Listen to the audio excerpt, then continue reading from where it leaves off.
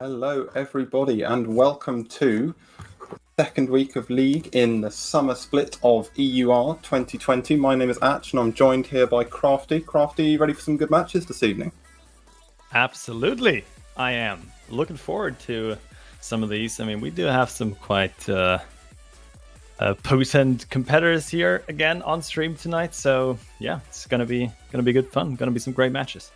Yeah, I mean, obviously it was a scaled down split this season. There were only 16 teams, and that means obviously that there's not really a bad egg in the box. They're all going to be very high level, and they're all going to be perfectly up for a game. And we're seeing, in fact, I think it's quite a good selection of teams. I think we've only got one double up. We'll be watching both of Durham Defenders matches early on tonight, but I can hardly complain. That's my team. So I think they'll be good. They're playing Arctic Foxes. First up, it will be tough. It will be tough for them. We've seen the Arctic Foxes do very well. Not so much in EUR, but definitely in NSE. They've come up very, very well in these last two splits, and then they'll be playing Staffs in their second round match. So it'll be interesting to see how they follow that through. I don't know if you could tentatively give out any predictions. You mentioned it before. Arctic Foxes started 0-2 in first week, but they had two of the probably best competitors in their respective group, with Berlin Phoenix, the EURC champions in spring, and the current German Uniliga champions. So no one really expected them to win there, right? And they still managed to make it a close full game, 5-game series against them. So they are indeed a strong team, and it's kind of hard to predict this one, I guess. I mean, you probably have some better insight on the teams in this case, but I do believe this to be pretty close as well. I mean, so far Liverpool have done a great job of making it close, even against the best teams. So it should be the same here too. Yeah, I mean, it's going to be close, and this is a predominantly English group, this Group A. It's only Berlin and Northern Lions representing other countries. So these teams know each other, of course, week in, week out. They'll be playing each other in NSE and other such tournaments. There's Newell Summer Cup at the moment as well. So they'll be aware of, what each other have to offer. And it's going to be, I think, watching Liverpool definitely in that round one, because they obviously still have that chance to push for third. They're currently fifth, I believe, in the group, but only on tie breaks. So a win here would really set them up very well going forward, and hopefully push them up. Well, hopefully, if you're a Liverpool fan, push them up into the echelons of Berlin and Portsmouth, who seem to have already cemented themselves quite well at the top of that group. But Durham need to turn things around a little bit. It's not been easy. They were matched against Berlin in round one, which is, I dare say, not the way any team would choose to start their EUR summer split. But I think there's every chance here. Durham and Liverpool definitely have played each other at least 5 times this year, and I think they'll know what to expect. So they might take this the distance, I reckon. Do you know the records by any chance? Oh, in the face-to-face. I couldn't tell you. Maybe production knows, and we might get some facts and figures as the evening progresses. Yeah, I mean, if this turns out the way they played in week one, I feel like Liverpool should be able to get their first victory here in this series. Yeah, they put up a great show against both Berlin and Salford Lions. So if they can reproduce that, I'm not quite sure what roster they went with last week, but if they're able to reproduce it, they should on paper be able to pull out a victory here.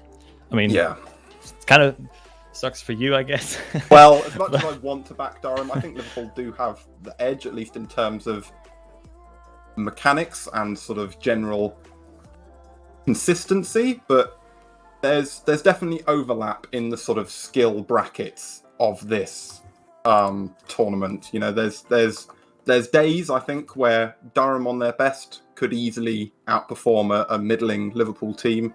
So it waits to be seen, which team's going to show up on the day. And I think, like I was saying before, Durham will, I'm sure, have some tricks up their sleeve, because it's not the first time they've faced the Arctic Foxes. Yeah, most definitely, and it's going to be a fun one. I mean, as you said, both of these teams really need their first victory right now to be able to close the gap to the top teams, and to keep their chances of advancing to the next stage alive. And this is definitely going to be some sort of might even be some sort of a decider for both these teams, whether they will be able to advance or not. Yeah, no, I think, it's obviously coming down to crunch time. After this match, both teams will be halfway through their group stage play. And, you don't want to be down in 7th or 8th at that point, because it would have to be a miraculous comeback. But I think it's fair to say Durham are, in many ways, in this tournament, the master of the miracle. They beat DCU Titans to get here.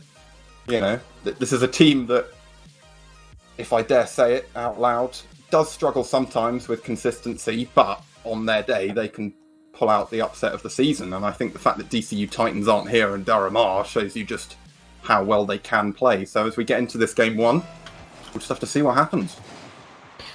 Yeah, it looks like we are indeed actually right into game one already. I want to take a quick look at the rosters. Looks like it's Rista, Rowe, and Wambo third in for Liverpool. As I said, I don't know what roster they used last week. That's fairly typical, I believe, for the Arctic Foxes and Durham. Definitely conventional roster. They've kept it pretty much all through spring split. It served them pretty well. They didn't actually manage to break into nationals in NSE, but I think they'll be the first to tell you that that was because they kept running into a certain Liverpool team in the playoff finals. So I'm sure they'll have a point to prove tonight. Yeah, Liverpool already starting out quite strong here, trying to put up some pressure on Durham's defense, and they're quite struggling to keep the boost in their cars here. But so far, defense holding strong, keeping this a 0-0 after 1 minute. The first attack. Already really close there.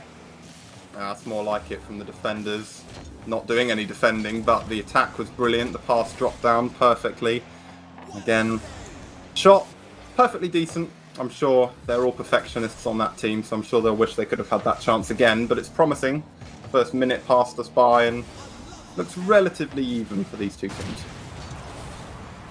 Yeah, so far, one shot for Durham, for Liverpool, but to be fair, the one that the defenders got here seemed to be the biggest chance of this game so far. We're nearing halftime in this this first game of this best of 5 series, and neither team so far is really able to keep the pressure up. Once they got it, and Wambo still there in net. That's clever play from Zouch. He does well there. He's going to be able to drop it down. HD Champs is there, and again the shot is blocked off by Rowe on the early commit. But it's worth remembering here as Rowe knocks that one down off the post. Durham have already lost today. Their first match of the week. Rista puts them 1-0 up on the Arctic Fox's side. Rudely interrupts me, but we'll let him off as it was a good shot to the top left. And what a great pinch as well there. I don't know who did it. I think it was Wambo. And then Rista with a good follow-up. I mean, it was kind of hard to read that one at that speed, coming off the ceiling straight into the box.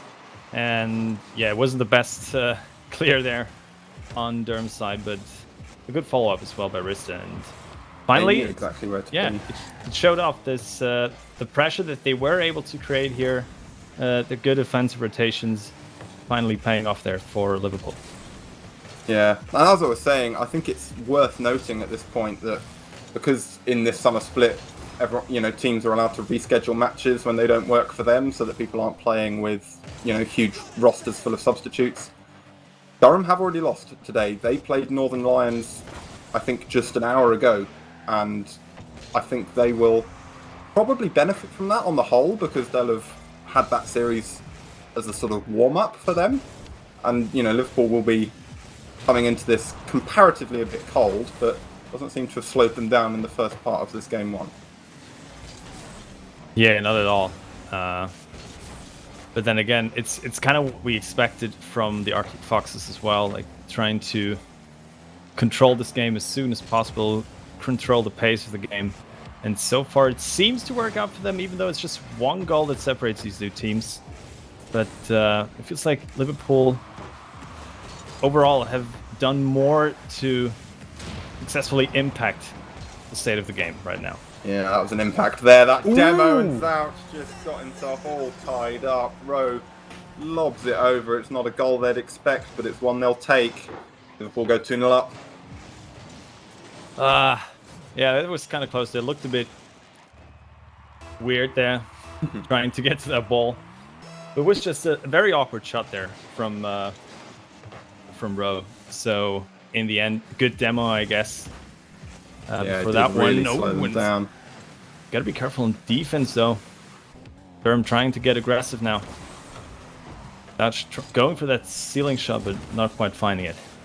No, and I mean, they have to get aggressive now. Final minute approaching. They're running out of time. And you're right. When this defence from Liverpool has been tested, it hasn't looked particularly secure. But the problem is, I think they're playing quite well in the midfield. And so the defence is rarely being tested because Durham can't get it out due to pressure like that from Rowe. So I don't think this is, game over for Durham if this does go the way of Liverpool, but they will need to stop doing that if they want to get anything out of this series.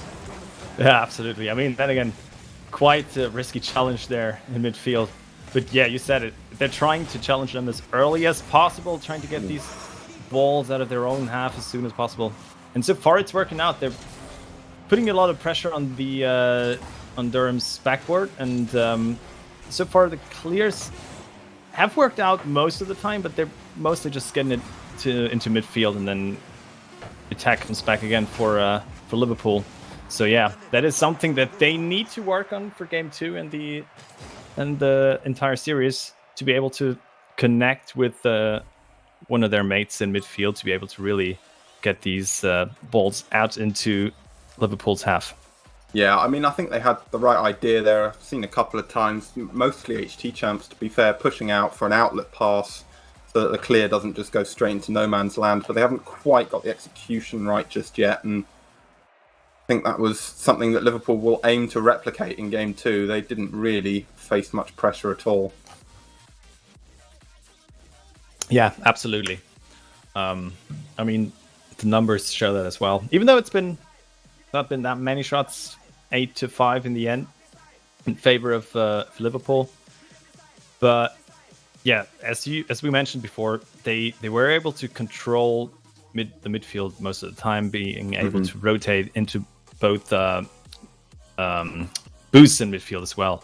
Yeah. And so that way making it pretty hard for Durham to get control over it and to transition from defense into offense. It's not been working so well so far, especially because Liverpool seems to be able to be a bit faster to the ball than the Durham right now.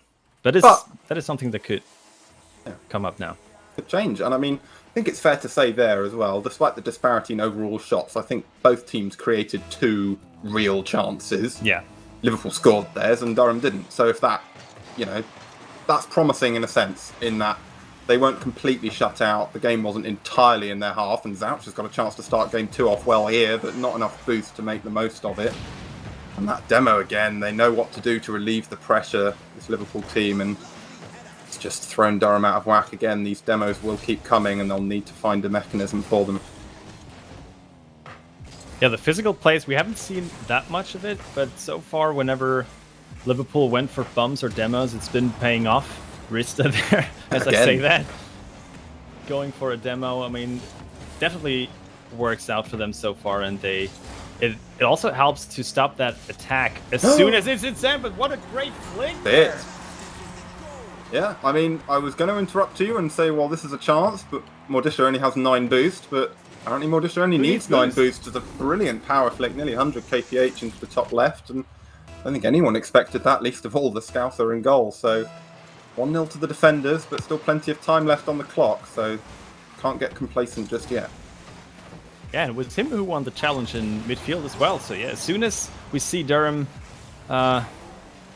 beating up their play a bit, getting to the ball first, the Liverpool defense is not really in place most of the time. I mean, yes, there was a goalie in net, but not really much he could have done in that situation. And Wembo finding the post and the demo and Zouch as well. So it could be a follow-up attack as well. Yeah, you're right though. It's interesting in that Liverpool are doing most of the offense, and Durham tend to live up to their name, although they don't make it look pretty. And the defenders are doing most of the defending, but when they get out onto the offensive half, there's rarely a set Liverpool defence waiting for them. Rowe does well there to get above that clear, but it's pretty much the first time that a Durham push hasn't resulted in at least some kind of attempt at a shot. Normally the Liverpool team have pushed up far enough, trying to create plays like this, as Rowe nearly nails the backboard pass, that they're getting caught on the scramble again, and they can execute a little bit better. Durham might have them red on these. That's a great touch from Mordisha, but I don't think it's going to come to anything here.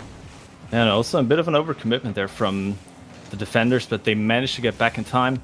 And yes, absolutely, Liverpool has been a bit lackluster in defense so far whenever they had to show up, but looks like they finally found themselves now. Got to be careful with these double commits though, especially in defense. And Durham slowly but surely trying to take control over this game now. Have found themselves, and this is just a great pass. Rowe with the pinch on the post there gets the save. Close call. Yeah, very close. But this is much better from the defenders. Their game one was not particularly glamorous. Disher drops it down, and again, the Liverpool defence isn't set. HT champs, the kind of goal he'd score, but the kind of goal they'd all take. So clean-up play serves them well, 2-0 to the good. Yeah, what a beautiful play from Mordisha. After finding the opening goal for Durham, he also finds a great pass there onto Champs. Beautiful setup there with the air dribble. And yeah, as you said, Durham already looking a lot better now in this second game, finding a lot more opportunities in offense, while still remaining somewhat safe in defense as well. So this is just what we wanted to see from them in this game. And again that's bold. You can see how offense-oriented this Liverpool team is. As Mordisha dribbled that down with a full tanker boost, all three Liverpool players were waiting another little line at their front post to deal with him and try and get it out really quickly. It didn't quite work, and that kind of thing is going to catch them out quickly unless Arista can keep making big saving demos like that. But it's not something you want to rely on as a main method of defense. Yeah, absolutely. And yeah, that looked kind of wacky there in defense. I mean, yeah, that one hurt. Great touch there from Rowe, but yeah, the half flip for South not quite working out, and then he also gets the bump into Mordisha as well. But yeah, I guess great follow-up in the end from Rista, and after that crucial demo in defense that you mentioned before, he finds the goal. Oh, that's for two defenders. gone. And there's two demos in one play by Wambo, and the follow-up for Rista is there. Beautiful execution, and Chams once again just doesn't get that ball out. Yeah, I mean, gotta be rough for him. You think, oh, first man, I'll give something a try, and then suddenly you're first and last man, and the ball's in the back of your net. But I think if there's a play that could be said to be trademark Arctic Foxes, it is that tearing across the goal line and trying to just eviscerate anyone that you see in your way. So Durham will know that, and I doubt they'll fall for it again, although I'm being proved wrong in real time. Wambo is on a rampage right now. He wants blood here in this game and has created some havoc there in Durham's defense. Huge clear. Yeah, I'm looking forward to see how Durham is gonna react to this, because they just conceded 2 quick goals and this game is wide open right now. Oh, that's a good shot, and there's no one in the net. And Arctic Foxes take the lead again.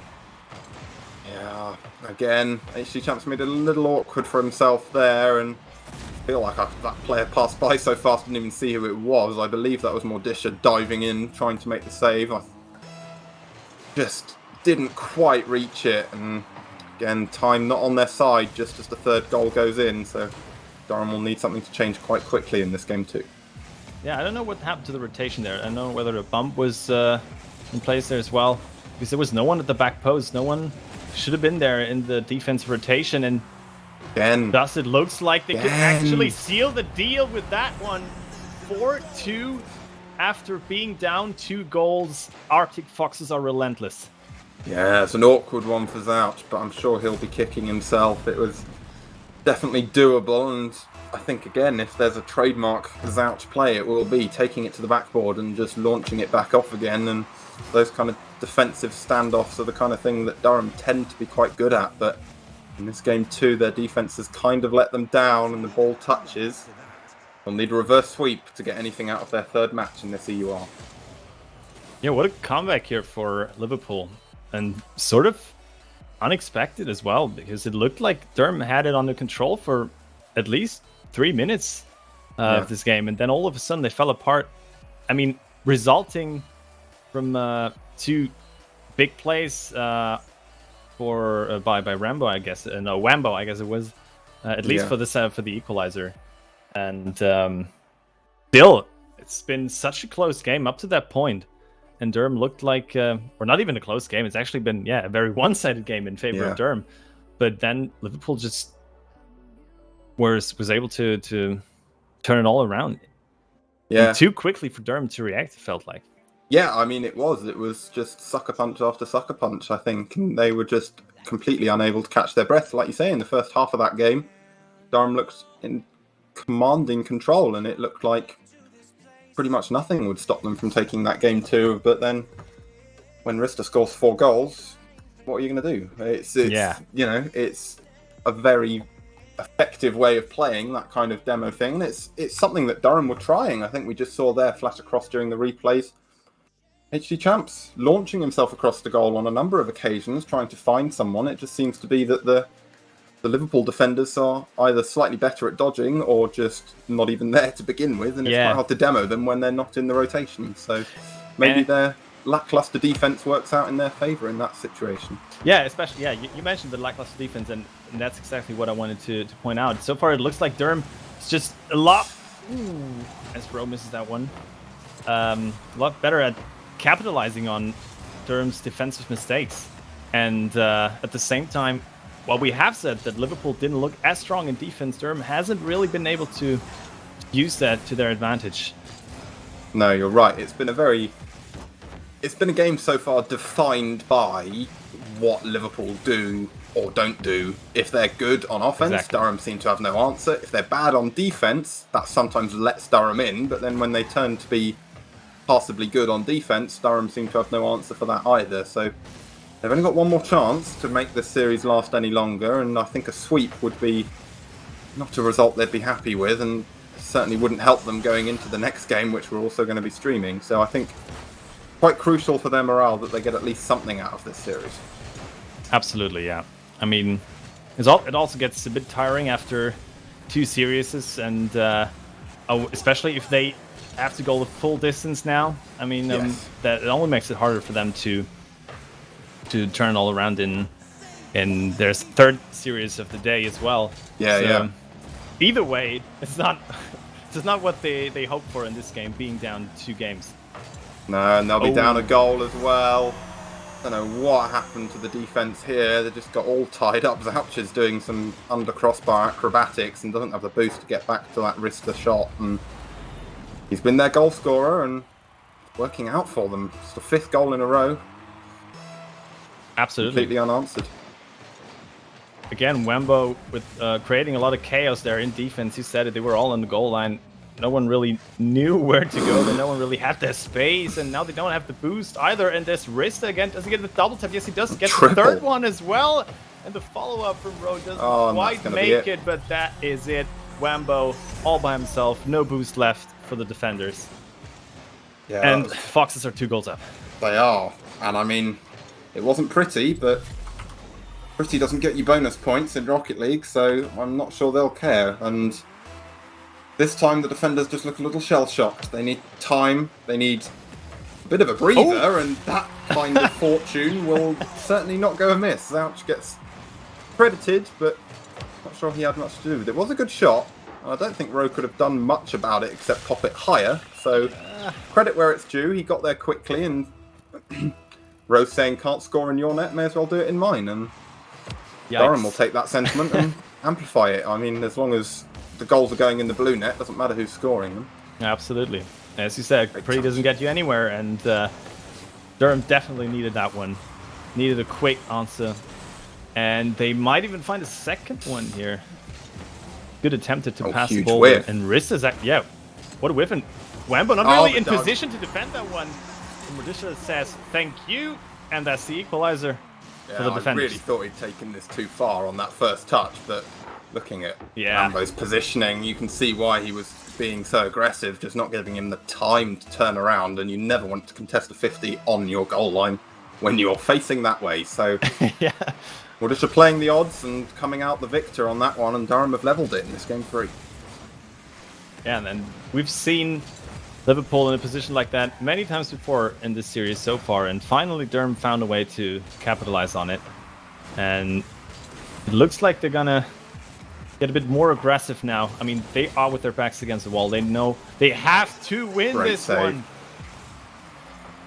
But as I say that, it's Liverpool in offense once again. But I think it's fair to say that's some of the best defense we've seen out of the defenders in some time, although HD Champs again making it more tricky than it has to be. And here comes Wambo, and you don't want him getting free shots on your net too often. 2 minutes left to go, and it's still level in this game, but Durham needs something to give if they want to get anything out of this. They haven't looked quite as sharp as they did when their goals went in. Yeah, absolutely. I mean, they managed to at least get some control over midfield. Oh, now, what a great touch! Down. It's actually almost going in. Wambo with the heads-up play, able to get there in time. The pressure is on right now. Yeah, this is much better from the defenders, and they're exploiting that awkward part near the top of the wall where it's almost impossible to read what's going to happen. It's always easier for the defense, always easier for the offense, I'm sorry, to read what's going to happen simply because the ball's not straight over their heads, and that kind of play seems to be working, so they'd be wise to keep at it, although that's a huge dunk from Rista and Mordisha has to scramble back. Yeah, no one on Liverpool's side in position to actually challenge that one though. Oh, you still have the flick there. Rista challenging that ball, but that is a 2-1 situation once again for Durham in offense, but they can't really get the ball in front of the goal. Good challenge though. And once again, Mordisha not really in position to challenge that one. But nothing really happening right now, and it looks like either team is in position. Oh my god, no! I was about to say this is looking like an overtime game, but then HHM's once again up with the best touch there in defense. And what a pass and what a touch from Rowe there to get it past the defender. That one will hurt. That one looks... I'm going to give them the benefit of the doubt and say it wasn't, but it looks so accidental that you can't help but feel hard done by, but that was nothing short of brilliant. Rowan for the clean-up, but what an assist from Wambo John. Yeah, what a great control there, and gets 2 touches even there. Perfect ceiling shot on the backboard for that pass. Nothing Durham could have done to prevent that. And it looks like this is all but over for Durham defenders. And they really, really need 2 quick goals now to make this an overtime. But it doesn't look like this is going to happen. Backflip. Yeah, final 10 seconds ticking down. It's not looking good for the boys in orange here. And this one knocked across the field. That's potentially an own goal. Oh, he's cracked it off the bar, and that'll seal it. It was going to be a miracle anyway, but that's it. They'll feel like they could have done more, but unfortunately for the Durham defenders, they lose in 3 to the Liverpool team. Yeah, that is just heartbreaking for Durham, to be honest, because it didn't feel like it was that one-sided. I mean, we've seen the especially game 2, where Durham had it under control for most of the game, and even in that third one, they looked like they could come back from the 2-goal deficit, but then they just after that just stopped doing anything. Yeah, and just let Liverpool come back slowly. And yeah, it hurts to see. We've seen some moments of brilliance, especially from Mordisha on offense for Durham, but in the end, it wasn't really enough to even get one game in this best of 5 series. So it's a 3-0 for Liverpool, and they will be very happy with that. Yes, they definitely will. And you know, I think you're right. 3-0, perhaps not entirely reflective of how the series was in terms of balance, but it's often that way in high-level Rocket League. You know, if you win 60% of the time, you can do that 3 times in a row, and then it looks like you win 100% of the time. And Durham will feel a bit hard done by. And while I may be biased, I think they played some of the most stellar offense in that series. It was certainly, the passing was certainly on par with Liverpool, just not as consistently. There were times where it was arguably better, but then it did just seem to fall apart at certain points. So things to work on during the break. It will be a break for both them and us, of course, as they're coming back on next to play Staffordshire. Yeah, indeed. We will see them. Wait, no. Yeah, right away. It will be our second round match is Durham Defenders again, I do believe. I am just going to check this quickly, but I'm pretty sure. Yeah, Durham Defenders again. Yes, I think you're right. Up against Staffordshire Bim Bam. I think it will be a slightly longer break than anticipated, just because, of course, Staffordshire will have been playing a series that I doubt will have been done quite that quickly, but we will be right back with some more Durham Defenders action, and we'll see how they can fare against the Staffordshire Bim Bam, also looking in that Group A to challenge the Arctic Foxes for that third place. So we will be right back. Don't go anywhere.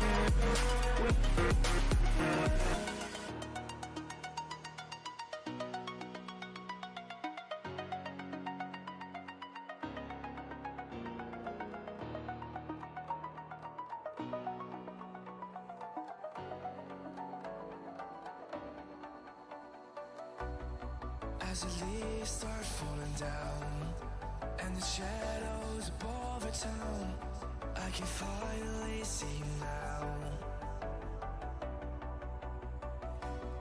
I see the fear inside your eyes, I see the pain hidden in your smile. I can finally see you now.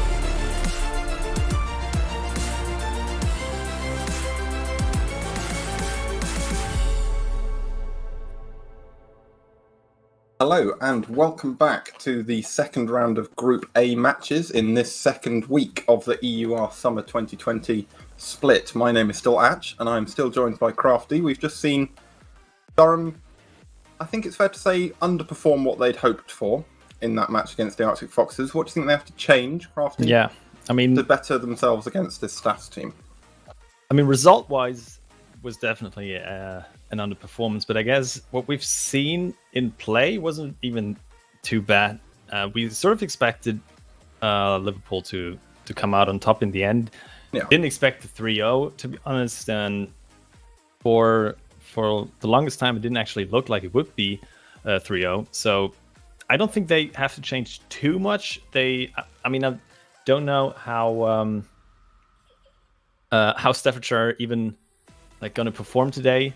For them it's once again sort of a do or die game now. Yeah. For both of these teams at this Definitely. point, because both of them are 0-3, and they really, really need that win. One of them is going to get it, so they got that going for them. Yeah. But I mean, a lot of people are surprised to actually see Staffordshire here, so I feel like this is the chance for Durham to finally get the first win here, and if they can continue what they already showed in the last series, they should be able to actually get it, especially when they can sort out some of these defensive mistakes that they had. I mean, they are the defenders after all, so they probably know how to do that. You'd hope.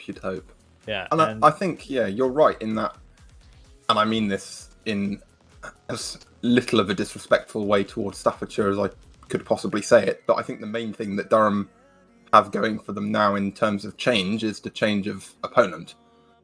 It's going to be a bit nicer. I'm not certain that it's going to be a foregone conclusion. I don't think either team can really be confident in an easy victory over the other.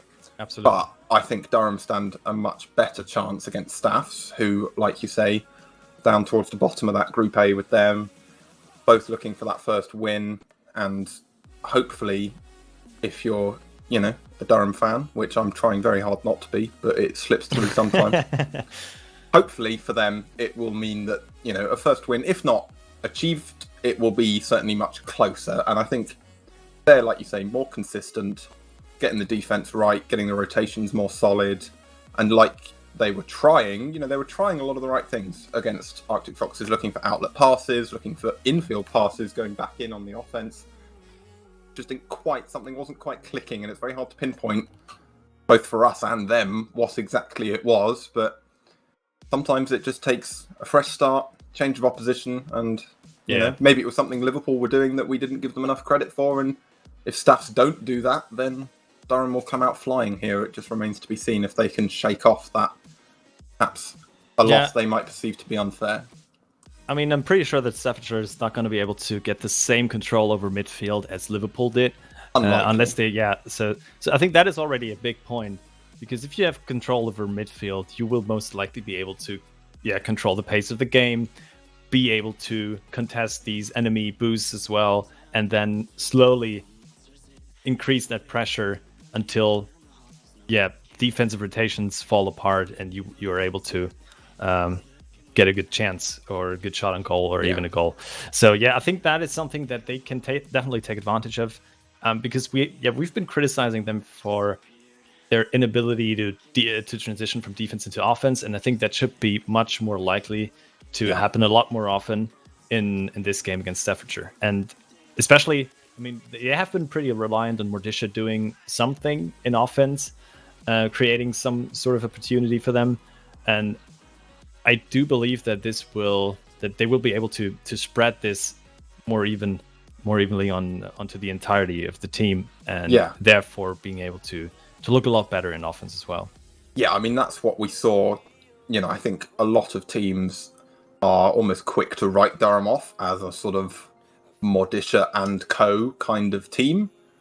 I think that's unfair, and I think if anyone was watching the series in which they qualified, the DCU Titans, I think, thought of them as that, and then a different player popped off every game, and suddenly that's very hard to deal with, and you don't know what to expect them from who.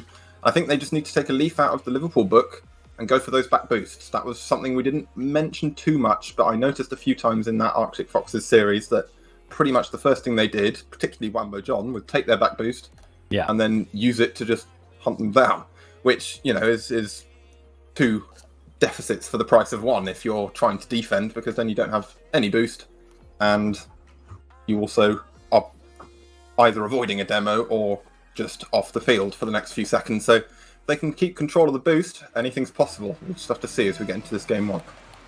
Yeah, absolutely. Let's see whether they are able to actually do all just that. So far, I mean, they're probably a bit bummed for losing 2 games in a row today, but they can still get that one win, and that would be so important coming into week 3. So I'm sure they'd give it their best, and if they were listening to you, we might actually see some of these plays now coming in. And Mordisha, but once again, it's already trying to get that pass off the backboard, and even the demo. So yeah, they got that from Liverpool. Yes, they did. I'm not sure they got it from me. I'll not boost my ego that much to assume that the defenders are listening to my commentary, but I think they're already playing a lot better as the first minute of this game 1 draws to a close. They've spent the majority of it in the Staffordshire half, and it's looking almost like you could have just flipped the teams around from last series. It's boys in blue this time, throwing the ball out in a desperate attempt to clear it and get boost, and then it's just coming straight back from the orange half like this from Mordisha here. And then that's the kind of bold play you want to see, because there's an opening at the near post. You can quite get around it, but that's already much better from the defenders. Yeah, great touch there from Sauch, and good follow-up as well, but then the third man wasn't there to convert on that touch from Mordisha. But yeah, as you said, it's already looking a lot better. They just need to sort that out in defense, and there's no one in the net. That looked kind of rough, but they managed to somehow get that ball away. It's not really looking too solid there in defense, waiting way too long for that ball. Mordisha gets it past him. And Shams, oh my god, it's even a bump there. I didn't even see that one. Yeah. Automatic door, free entry into the goal number 1 for the defenders. Champs won't thank me for saying this, but if he was a footballer, he'd be Miroslav Klose. He knows exactly where to be, just ghosting around on the edge of the 6-yard box, and he'll convert easy goals all day long, and that works. You know, he scores a lot of goals for this defenders team, but he's rarely on the end of some fantastic penta flip reset double or a musty like that, as Zouch is lighting it up here. 2 minutes gone and 2 goals in. Durham defenders are online now. What a great first touch into the musky there for Zouch. Can't do it any better than that. And that is definitely a different Durham defenders team that we're seeing right now. Yeah, and that's exactly the kind of goal. They're very much a momentum team, and that's a very momentum goal. The kind of thing that will really get them back on positive form if they weren't already in their comms, and something to cheer about. And hopefully, if they can keep this up, just approaching the halfway mark in this game 1, they'll have a game to cheer about as well. Absolutely, and it shows that control in midfield. It's actually paying off. You can't give Zouch or anyone on that team too much space in that position, because they will be able to capitalize on it, and they just showed it with a great goal. But are they going to be able to keep their pressure up for the entirety of this game? Because we've seen them up with 2 goals, and here is our answer. Mordisha once again, everyone on the scoreboard now, 3-0.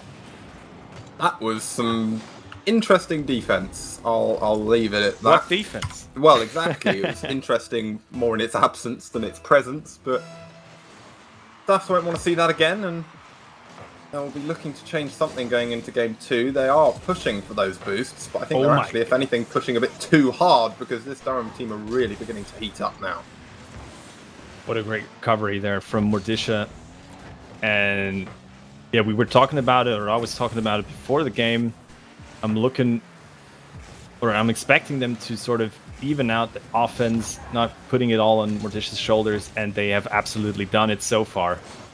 And you mentioned it, every different player can pop off in this team. And we have, a goal each so far, and they're not stopping there. They want to make this over as soon as possible. Well, I think that's really the key, isn't it? Because we saw them, they went 2-0 up Yeah. at about the same time as they went 2-0 up just in this game. They did in game 2 against the Arctic Foxes. And then they just sat on it and just thought, you know what, we've got 2, that's enough. And then the Arctic Foxes scored 4, and it wasn't enough. But it's a good change of mindset. You know, final minute approaches, they're 3 goals up. Are they stopping? They don't seem to be. So I think that's a much better way to approach this. And I think it will certainly help them in the long run, because SAFs will just eventually get quite worn down by it, I think, because HT Champs doesn't quite have the boost to make it 4, but it's very promising if you're a Durham fan. Yeah, absolutely. I mean, they haven't been really put under a lot of pressure in this game so far, and it doesn't look like Staffordshire is going to be able to create any of that in the remaining 35 seconds. It might even be another one there for Zouch. Yeah, this is the kind of flair that was missing from the shell-shocked Durham team that we saw playing Liverpool. They just didn't quite get out the gates right, and it's almost like getting out of bed on the wrong side. You just set up wrong, and it's just not quite there for the rest of the series. And this seems like a much more promising start. They seem to be firing on all cylinders, and they really seem to know what they're doing. And Staffs, must be said, to be fair, are making it a little bit easier for them to do what they're doing. But as this game 1 ticks down, I don't think they'll be focusing on that. They'll be focusing on a victory, which they've just obtained, and it was a fairly confident one. They're keeping the ball up, of course. Rule 1 of Rocket League says you have to, but Staffs are in no mood for that. They just want to get on to game 2. And do you reckon there's room for change in there? What do they have to do, Crafty, to get through that Durham defence that, I dare say, for once, looked completely impenetrable there? I mean, they got 6 shots, but I think only 1 or 2 of them looked even remotely threatening. Yeah, I mean, they finally lived up to their names. So, I mean, yeah, then again, we haven't seen them in defense for the most part of this game, but that is because they were able to create this pressure in midfield, because they were able to challenge these attempts a lot quicker than what we've seen in the game against Liverpool. And so I think that is almost what you would have to expect from Staffs to be able to get a foot in the series.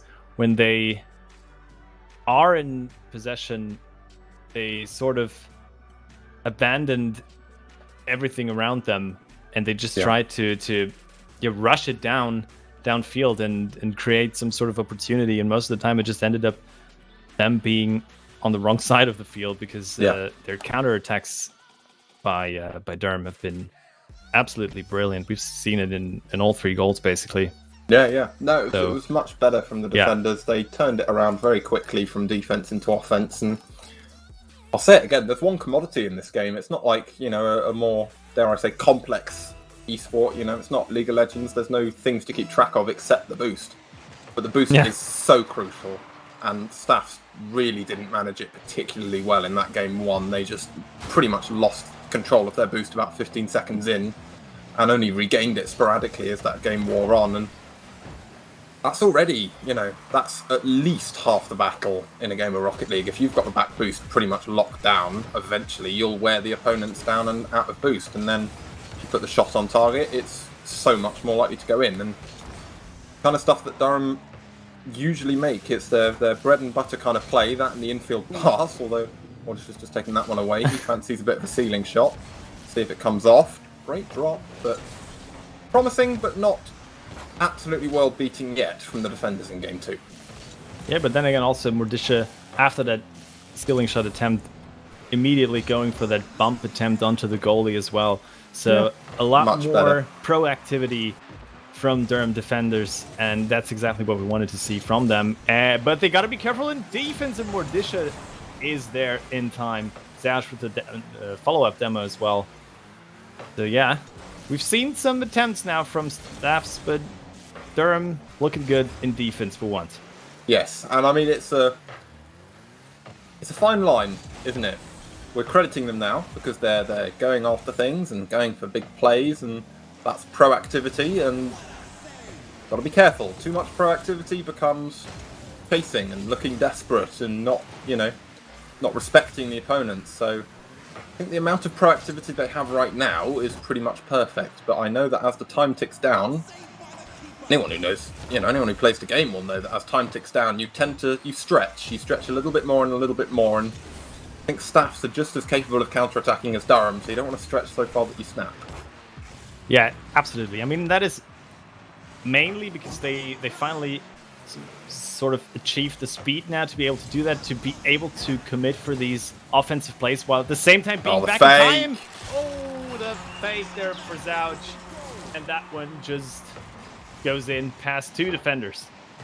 Yeah, I'm not actually quite sure what Bread was doing. I think he just got an hit the bounce post. off the post. Yeah, just a bit of a misplay on the rotations. Unfortunate for him, but Zouch knew what he was doing as a heads-up play, and I think there was every chance that he would have at least got a 50 out of the touch off Bread on the line had there been one. So he knows what he's doing, and he's trying it again. Frighteningly quick off the mark there, but wasn't quite enough to take it over all three Staffs defenders. Yeah, he got the flip reset, but good challenge there in the end. Staffs need to be able to do that, need to be able to find these challenges sooner, and that is a good passing play. Tamsus back in the net though, but he doesn't really get a good clear, and Zouch has to help him out, and now Mordician with only 23 booster on backboard. Doesn't look too good, but they are able to get the ball away. And Zouch is in position for that one. In position, but didn't quite get it right. I'm sure he'll want to have that one again, but again, it's so promising from the defenders. It's much more like the team that took out the Titans on their way here, and the passing is always one of their main strengths, I think.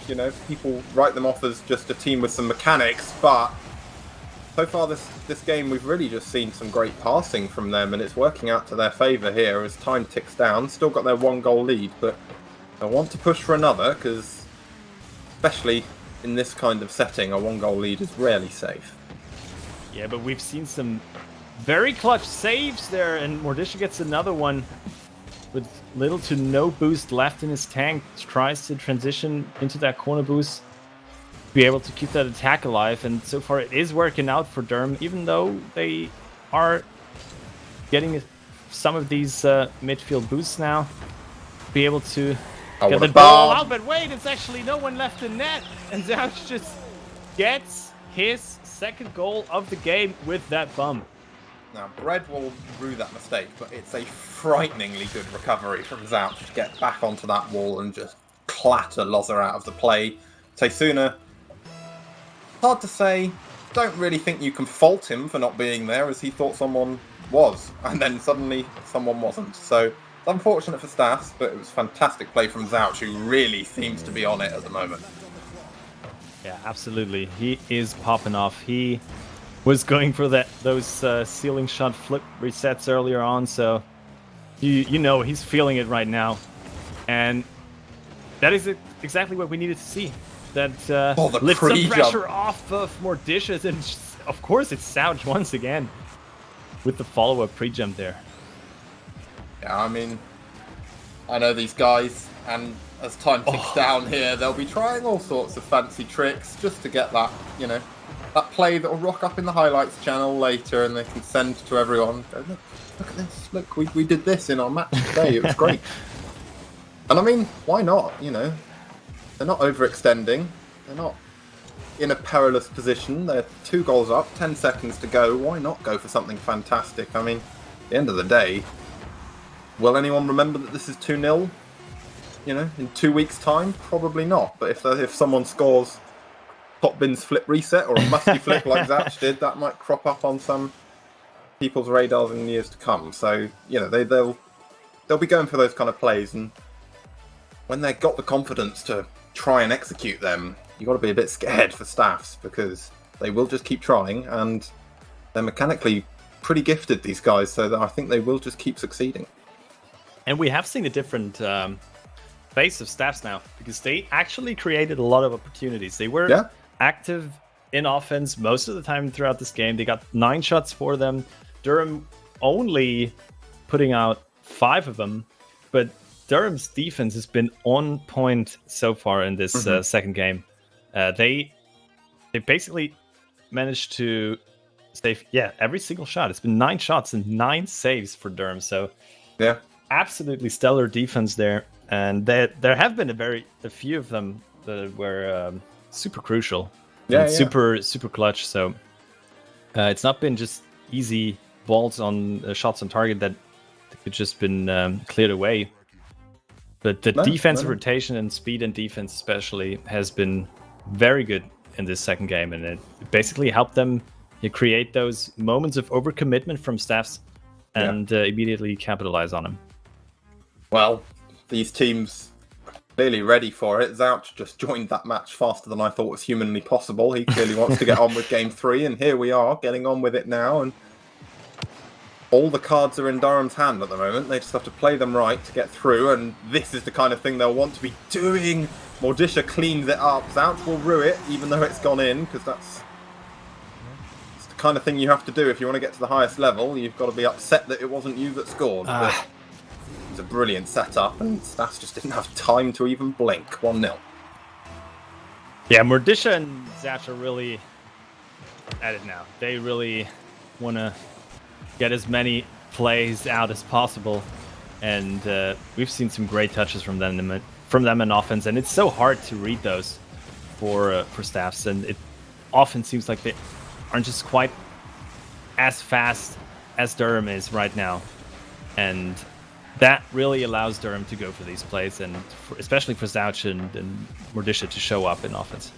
And I mean, it's, I do feel sorry for HC Champs. He doesn't get much of the credit. He actually scores quite a large proportion of Durham's goals, but they're never the musty flicks, and it's his positioning. His positioning is absolutely fantastic. He is rarely caught out by a rogue pass or something that he doesn't expect, because he knows where to be, and he'll clean up, and often that's what wins Durham these games. Sometimes the mechanics can just not be that hot. You can just not quite get it right, and you have days where you're hot, like these guys really are at the moment, and you have days where you're not so much. But HG Champs seems to know where to be pretty much all the time, and he'll be back for this, although his ouch has already gone up. So this is much better from Durham. You already see they're connecting on two-touch clears so consistently. That ball's being launched away because Mordisha spotted that there's a gap here, and he goes for the pre-flip shot. Doesn't quite come off, but again, corner boost is gone, and the ball is still firmly in Durham control, so they'll be happy with that. Just ticking the clock down, keeping the boost, and keeping their lead. That's all they need to do. Absolutely, and I mean, every flashy two-man offense like Zouch and Mordisha can be needs that third man to back them up, and to be there to either clean up after them, or to be able to rotate back fast enough to get those defensive clears. So HG Champs does a good job at filling that role so far, and he even gets some passes as well. That looked like it should have gone in. Oh dear, and that is has. Zouch able to go back in time? No, and that is, I believe, the first goal for Staffs in this series, and it is the equalizer in this third game. Yeah, a little bit of a stretch there from the defenders. Just got a little bit overexcited as that shot cannoned off from Mordisha. Tried to follow in and seal the deal, but perhaps should have just given up on that play. But still got plenty of time left on the clock, and they're still not losing, so I'm sure they won't mind particularly that they've conceded, although of course, knowing them, they'll have been after the perfect sweep with no goals conceded, but I think it's more important at the moment that they don't concede again, and just as I say that, they do. Loza puts Staffs 2-1 up.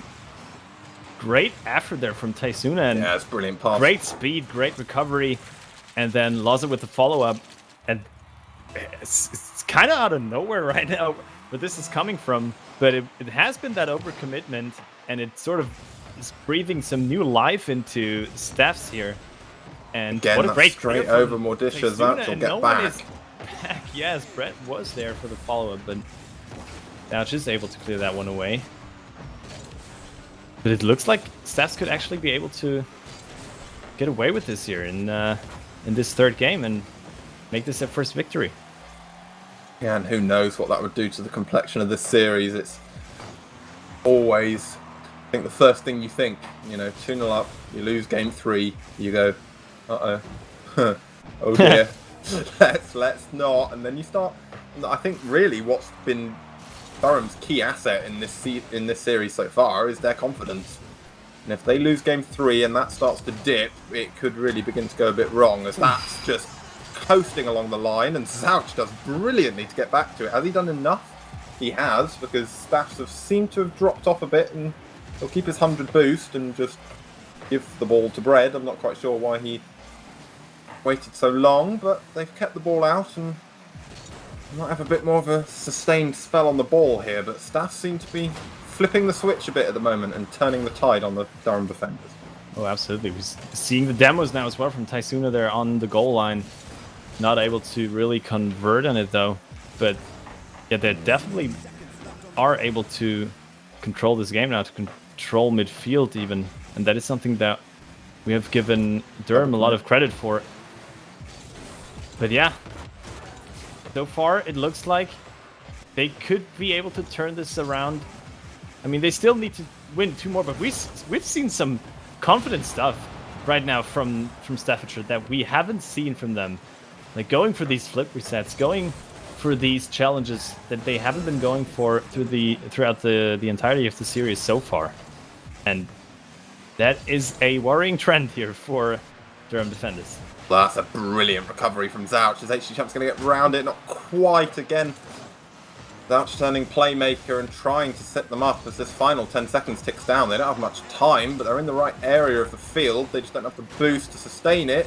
HG Champs, more luck than judgment, knocks that ball into the corner. Taisuna's going to clear it away, and that might do it. Just one more bounce. It's going the wrong way for the boys in orange, and that's a great dunk. Taisuna lasers it into the top left off Mauritius Hood. Seals did win in Game 3. Staffs going to make this series a bit more interesting than it looked. Yeah, that is quite interesting indeed. We thought this could almost be a 3-0 sweep for the Durham defenders, but yeah, out of nowhere, Staffordshire with that one lob that put them back into the game. They completely changed. They were finally able to challenge Durham in midfield, get a lot of good 50-50s, and also go for confident plays that they haven't been going for before that. And you see what they are able to do now. They showed some live, and they showed why they are here in the last round of 16. So yeah, they could, if you say, as you said, if Durham loses confidence now, this could very well go to Game 5. Yeah, definitely. And I mean, it's a shame to watch that. I think it was, again, just a little bit, I think maybe overconfident. They just got a little bit too comfortable, decided that, yeah, we can push this, it'll be fine, and eventually these things aren't fine, you know? You can go further and further, and Gred, trying to get into the Durham defenders' minds, changing his nickname about. We'll notice that, I'm sure, as we get into Game 4, but I think, you know, certainly psychologically for Durham, pretty much every chance they've had to win this series is the best one they've got left. This goes to a Game 5. I wouldn't rate them as highly as I do rate their chances of winning this Game 4, because that's such a mental landmine for them. So hopefully they'll come out popping in this early start. Absolutely, but so far it looks like they will be facing some danger in defense, but what a clutch save there from Mordisha. They really gotta watch out for those, because Staffs are now looking to fire from every position. Huge double commit. HG Champs has got a lot of work to do, and I think he's bought enough time just to get people back, but Zouch and Mordisha gotta watch for that. One person goes for the shot, and that's normally enough, unless you're going for some fantastic play that even I couldn't conceive of, but blimey, they're not making it easy on themselves at the moment here, the defenders.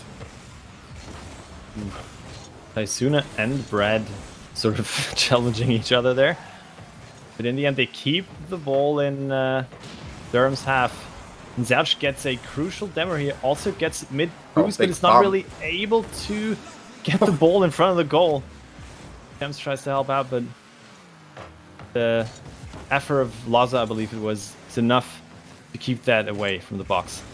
Yeah, and I mean, somewhere in that scrum. I do believe Durham got both the staff's back boosts, so this could set them up for a little bit of a more sustained offensive push, but they'll need to keep the ball close and make sure that staffs can't get up to it like that, because Bread's managed to procure himself 50 boosts, and they seem to be quite well oiled on defense even with that limited boost. So this is exactly the kind of thing that the defenders need to avoid.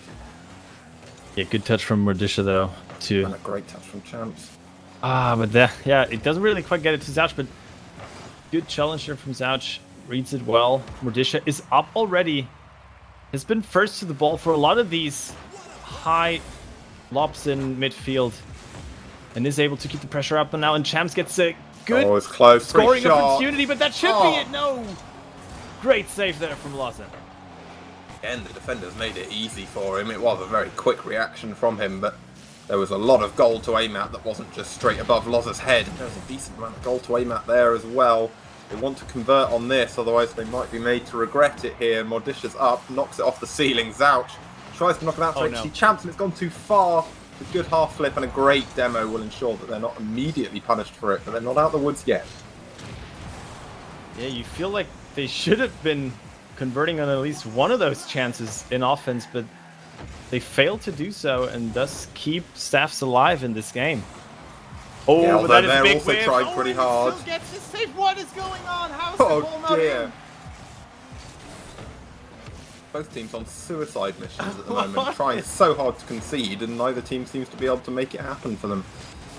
Zouch again caught himself a little bit too far forward. He's done very well to get back to that, but he's just going to pop that over. That's a brilliant pass. Mordisha lasers that. Somehow found his shooting boots midway through that play, and even the best goalkeepers aren't going to save that. Takes a while, but Durham set themselves up finally, 1-0. Absolutely. What a beautiful pre-flick into boost there from Zouch to get that touch over to Mordisha, and what a pass. Great shot in the end as well. Absolutely no way you're saving that one. Beautiful execution. That is exactly what we wanted to see. They managed not to score the easy ones. They score that one, but I mean... It's the Durham way. It's the Durham way. Absolutely. We've seen that today already. Yeah.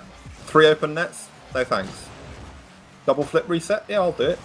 Like, couldn't think of anything easier. That's how they play. And I mean, you know, at the end of the day, they're 1-0 up. And while it could probably be 3, if it remains 1-0 at the end, they'll have won just like they would if they'd remained 3-0 up. So they won't be too fussed about that, I don't think. That's made it very awkward for Zouch again. Pummeling that waterfall area as soon as they get any sort of chance, and Zouch just again perhaps a little bit too far forward, doesn't quite make that read, but Taesuna makes an excellent read. Probably just could have waited for that to hit the ground, but decides to go for the flare, and with just over a minute left, we're tied at 1. Yeah, I mean, it was a good attempt from Zouch, but it also was a very hard to read ball, as you said, and a very awkward spot for him to be able to save that one, or to even just get a touch in. And thus, a great opportunity for Taesuna, and he uses it to equalize the game. Oof. And what we've seen last game... Oh, it's a huge commit. Might repeat itself here. But, yeah, that clear was super important. And that is not a good clear from Brad. And Mordisha uses it. No, was it Mordisha? Yes, it was Mordisha. Yeah. But great effort from Champs as well. But, yeah, you can't just flick that ball right over the enemy player, especially not if it's Mordisha. No, breakdown in communications there, I think, from staff. Loza was pushing out and probably would have got to that ball first quite comfortably, but Brad, I think, just panicked a little bit.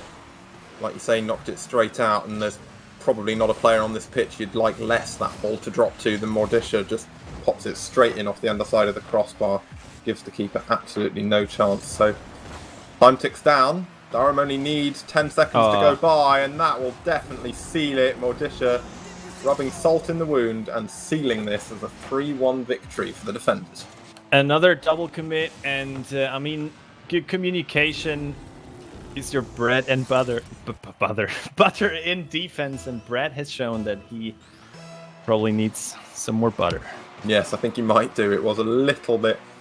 Certainly that first one, I wasn't really watching the second one to see who it was who committed that fatal stretch, but at the end of the day, it's not going to matter. Staffs, despite a bold showing in Game 3 didn't actually come out with the same force in Game 4, and it did just sort of fall apart for them there towards the end. But you can hardly fault them. They were 2-1 down. They did have to chase that equalising goal as time ticked down. So I think that third one, pretty unrepresentative of how they were playing, and not a goal they'd normally concede, but they did have to push up quite high for any chance at an equaliser. But absolutely. Took them 4 tries, but Durham have a win on the board, and that's definitely a good start. I mean, the best they can do now is 3-3, obviously, in this 6th league bracket. Or is it no? They could go 4-3. I'm completely wrong. Yeah, absolutely. They play 7 teams.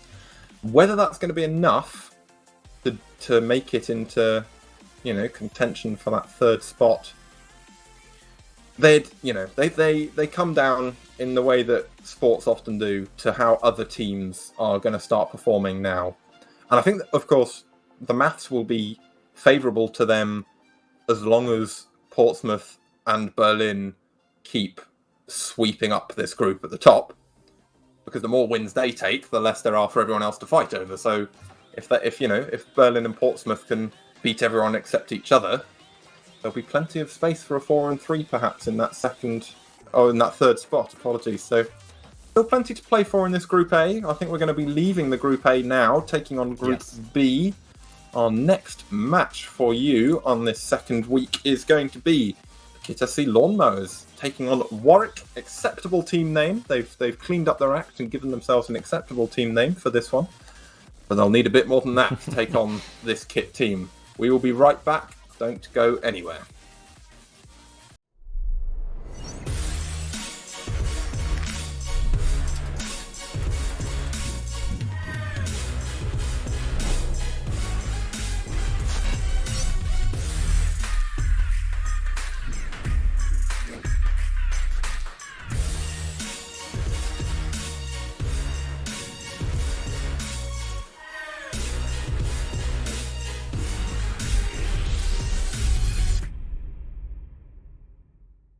Also ganz ehrlich, 15% Herz sind ja ganz nice, aber du musst definitiv auf das Live-Set gehen, weil es in Kombi mit Schildbonus immer viel mehr bringt. Vor allem, wenn du voll auf Konstitution skillst. Dann ist alles vorbei. Besonders, wenn dein Mainstat in Prozent ist und nicht flat, aber das ist ja eh klar. Ja klar.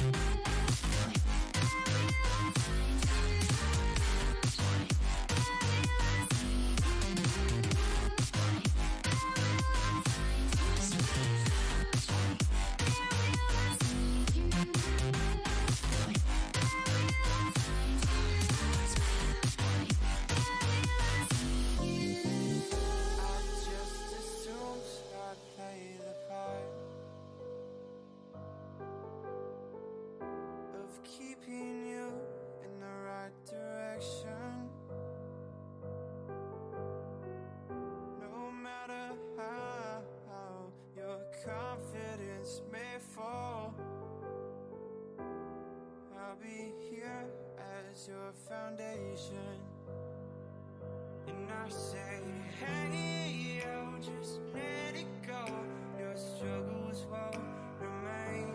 And I say, hey, yo, we're holding hope and wake up yesterday. So hold on to me.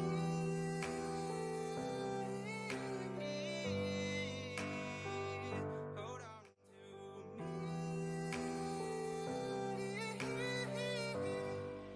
Hold on to me.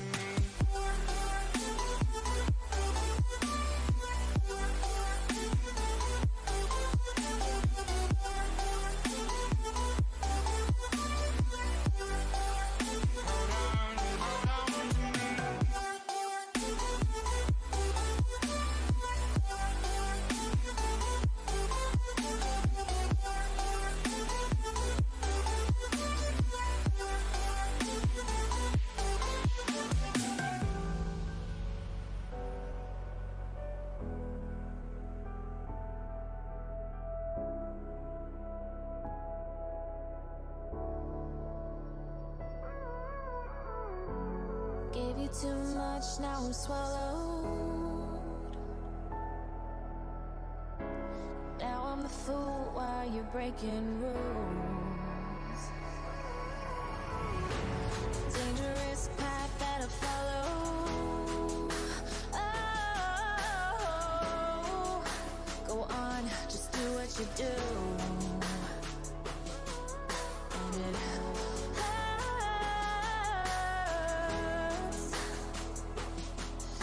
as I bleed for you, cry for you, oh, oh. Let me bleed.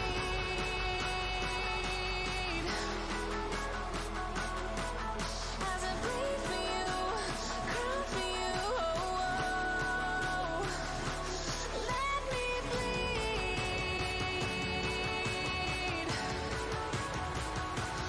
Let me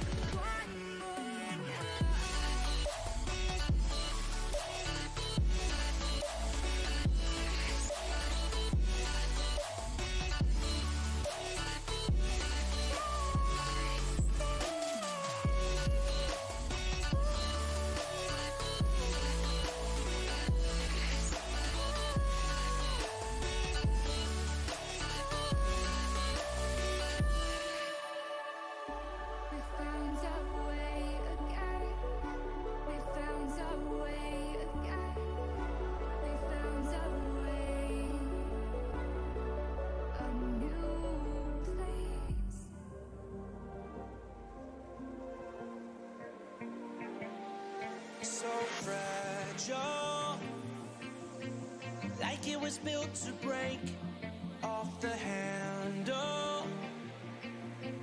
How'd we get to this place? We're leaving everything behind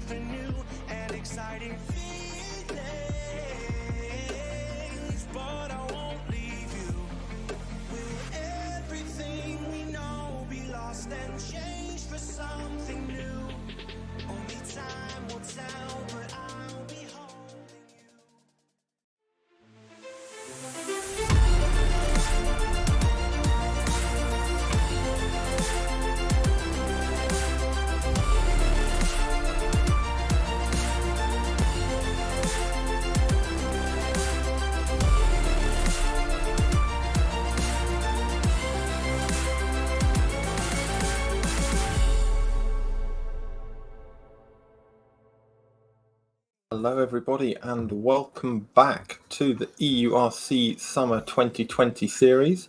I am still Atch, and I am still joined by Crafty. Group B is up, Crafty, and we're going to be seeing yeah. Kit SC, last season's runners-up, taking on Warwick. What do you make of it? I mean, that is one hell of a game, if I may say so. Because, yeah, Kit SC, one of the hottest teams in Europe right now, I'd say. They, as you said, they made it to finals in spring. They made it to finals in Germany in Uniliga last year, losing to Berlin, but managed to beat them now in regular season in summer. Yeah. So that is something to look up to, and I think KTC are in a great form right now. However, Warwick as well, a team that managed to beat them last. When was it? Last last year. EUR, I believe. last EUR. It wasn't last year, of course. It was this year, but in the EURC. Yes, yeah, the last season. So this is definitely a tough match for both of these teams, and especially since KTC slipped up last week. Yeah, and, that's one way of putting it. Yeah, and managed to not show up at all. And I Yeah. mean that in a literal way. Yeah, They just weren't there. No, I mean, so quick rundown on Group B, and I'm probably going to get some of this wrong, so I'm hoping Crafty will be able to help me out on this. But I'm trying. the three places that, go through into playoffs at the end of this group stage were sort of informally penciled in to be Lancaster, Kit SC, and Rotterdam. Yeah. Teams like Blue Jays, UEA, we'll see them later. They're looking, sniffing around, but if all of those three did what they had to do, they'd be fine. They didn't matter whether they beat each other or anything. They could just beat everyone else and they'd be through. And then, Kit didn't show up. And it was against Tilburg, who are the lowest seeded team in the group. And so that's a loss straight away that really shouldn't have been one, no matter which way you look at it. I mean, they could have at least played, but they're on the back foot now. And if they slip up against Warwick, it's going to be a very, very uphill struggle to get back to that top three in any form of, with any form of security. So I think neutrals will be hoping for obviously a close series, but perhaps even a Warwick win. It will really, really open up this Group B. Yeah, absolutely. I mean, on paper, KTC should still be able to beat Warwick, of course, on a regular day. But I mean, it gets to you. I mean, they know now they can't really afford another mistake. And exactly. I would say KTC is a team that usually, especially in matchups like this, they won't let it get to them. They are a very calm team. They don't really let the pressure get to them most of the time. It's only in those top matches against Berlin or let's say against Lankers or Rotterdam, where they sometimes show some pressure that gets to them, but normally it doesn't. So I don't expect this to happen here, as I also do not expect this match to start because Arno is not here. A false start here to our game one as I guess Arno we have to restart that lobby. Left. I anyone's guess as to what happened there was there and ready in a team, and then he wasn't. But only delaying the action, and like you say, I think this Kit SC team, it's up to them. Like we were saying with Liverpool in our first series that we casted earlier tonight, they've got the right cards. They just need to play them in the right order, keep their cool, hold their nerve. It's a game, not that Warwick it's not really a game for Warwick to win. It would be a game more for Kit to lose. I think it's fair to say. It would have to be more about Kit not showing up or, failing to convert on chances. There's going to have to be some space left for Warwick to thrive in. And they will thrive because they're a very solid team. But I would be very surprised if Warwick came out and just simply took this game by the scruff of the neck, because this is, EUR spring runner-up, and Warwick were not EUR spring runner-up or anywhere near. So I think, this is definitely Kit's game to lose. They're in control. They just need to do what they would normally do. They all need to join the match. That's always a solid start, I think. Absolutely. In game one, we'll hope that Arno can negotiate that this time. Yeah. I mean, yeah, as you said, Warwick definitely are a solid team, but given the form that Kiddersi is in right now, or has been in, especially in the regular season of Uniliga, where they beat some teams with double-digit goals and stuff like that. So they don't stop. When they start going, they just run you over. And, they're lawnmowers. Yeah, absolutely. So, I mean, this could very well become a very one-sided 3-0 sweep in favor of Kiddersi. But if Warwick are able to, create some slip-ups in defense, we have seen some of them in the past for Kiddersi where the defensive rotation hasn't been quite on par with their offensive rotation. Yeah. And if they are managed to create that, then there might be a way to make this a close series. Definitely. And then it could very well go to game 5 as well. But I would normally not expect them to be able to keep it up with Kiddersi for the entirety of the series, to be honest. But then I would hasten to add that I think if there's an anti-meta team or a sort of a rogue team in this tournament, it is Warwick. They are, and I mean this in the best possible way because I've played them twice in the last 2 weeks myself. If I had to pick an adjective to describe their playstyle, it would most certainly be annoying. They get in your face. I will be watching actually to see, because they tried a tactic against us just a couple of weeks ago. We'll be watching this first kickoff, see if it happens. Because watch Alice here. This is one of their favourite party tricks in NSE. Alice will, if I'm right, come straight through and instantly... Oh no, turning away. Clearly a bit of respect for Kit here, but confidence starts ramping up perhaps for Warwick. They will be going for these bumps and demos more than we've ever seen, and more than we probably ever will see again from any other team. They love it. They will phase teams out like nobody's business, and maybe Kit aren't prepared for that. We'll just have to see. Yeah, especially these international games where you don't play each other too often. You're sometimes not prepared for what the other team has in store. As we see a great dunk from Arno, but Alice there in time to save that one. We already can see how Kiddersi is trying to force defensive mistakes by playing a lot of passes to the backboard. Arno almost gets that pass to defenders. But if Warwick find some of these bump plays, some demo plays, and just annoy Kiddersi, that is something they could use to their advantage. Definitely. I mean, Gopher's boost is annoying me already, so I'm sure it's working on the boys in blue as well. It's a, like I was saying before, a very sort of counter meta setup that Warwick go for. They will just expect the unexpected is all you can really do when you're playing this team, and it will be interesting. There's a first demo of many, I'm sure, but it's not seemed to have eased the pressure. Alice has to stay back and make that save, but it's going to be interesting because Warwick so far seem to have been holding their own at least relatively well. They haven't had much offensive pressure, but they've not looked particularly strained on defense. Yeah, and as you say that, Mati getting that corner boost once again. So and Arno looking for the bump. Kiddersi is trying to choke them here in defense, and so far is not really creating a lot of goal scoring opportunities for them. And as I say that, it might even get dangerous there for Kiddersi themselves. Yeah, and I mean, again, the first thing that all of those Warwick players are looking for, you saw it then, Alice comes off the wall from that pass. He's flashing straight across the centre of that defensive line from Kit, just hoping to find anyone or anything and take it out. It's almost like we saw Wambo John do it to great effect against Durham in the first series, lasering straight through. He got 2 in one play, and I wouldn't be surprised to see Warwick at least attempt something similar on multiple occasions on this first game. But Walden again, shot wasn't perfect, could have been a little bit better, and I want that back, I think. And now Kiddersi turning up the heat. Yeah, and Pats and Mati had little to no booster in defense for at least 30 seconds, it felt like.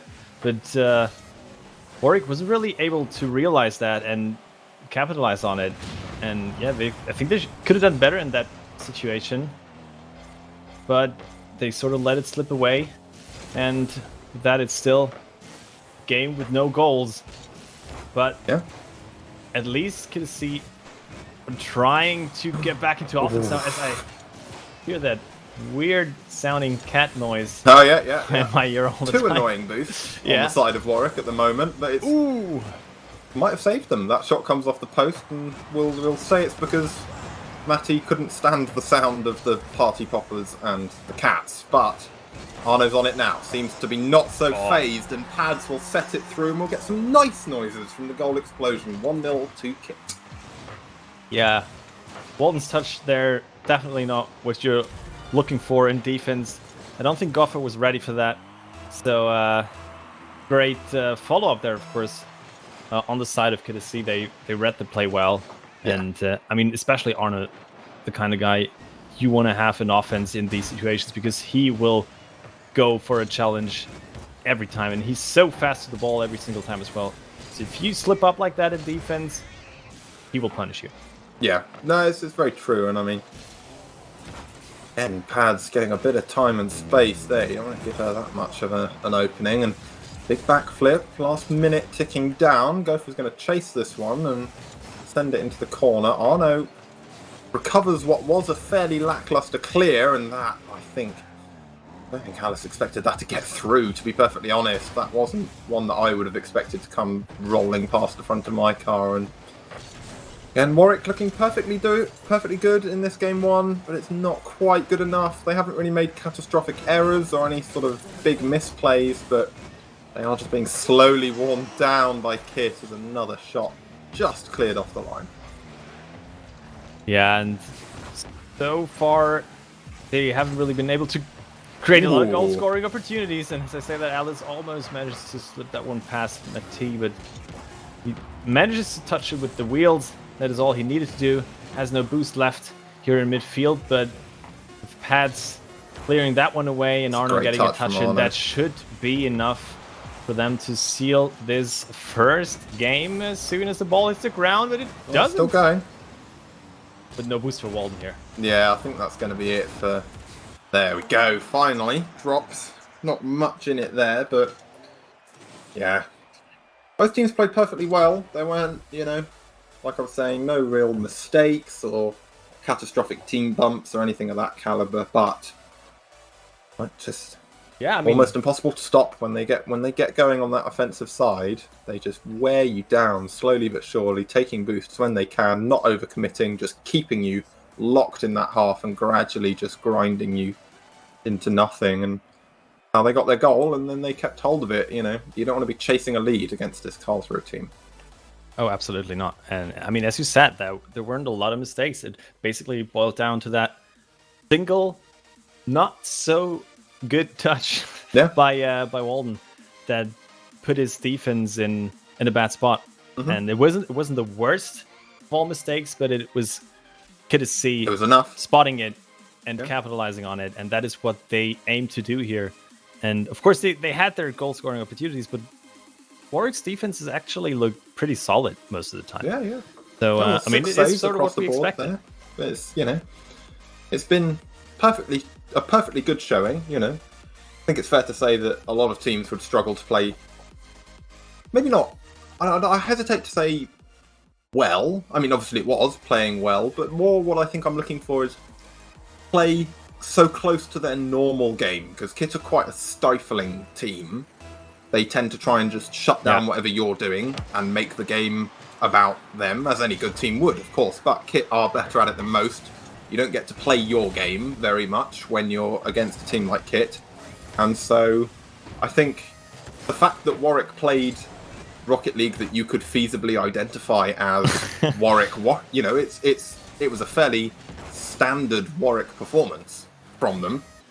That's testament really to how well they did, because I think a lesser team would have just been playing some fairly bland Rocket League and just waiting for the goal to go in. But at times Warwick looked like they could have easily taken that game one, so plenty to look forward to for them in game two. And I mean, Scoffer goes for a shot here, but great read from Pads. What a save there, but Yeah, I mean, I don't want to take anything away from Warwick, of course, but I mean, that is also basically the best they can hope for in this game. Have a very solid defensive performance and then find just a few opportunities in offense where they can transition quickly enough and where they then are able to get some good shots on target. Because that is all they will get. Yeah. And Pat's showing how you do it. Yeah, and Great again, Walden pass just from got Matty caught as in a well. bit of an awkward space and don't want to give that much space to the KSC offense. And Warwick down again in that awkward position, chasing the lead, and they've just got to be careful not to chase it too hard. Still plenty of time left on the clock. Yeah, a lot quicker than last time as well.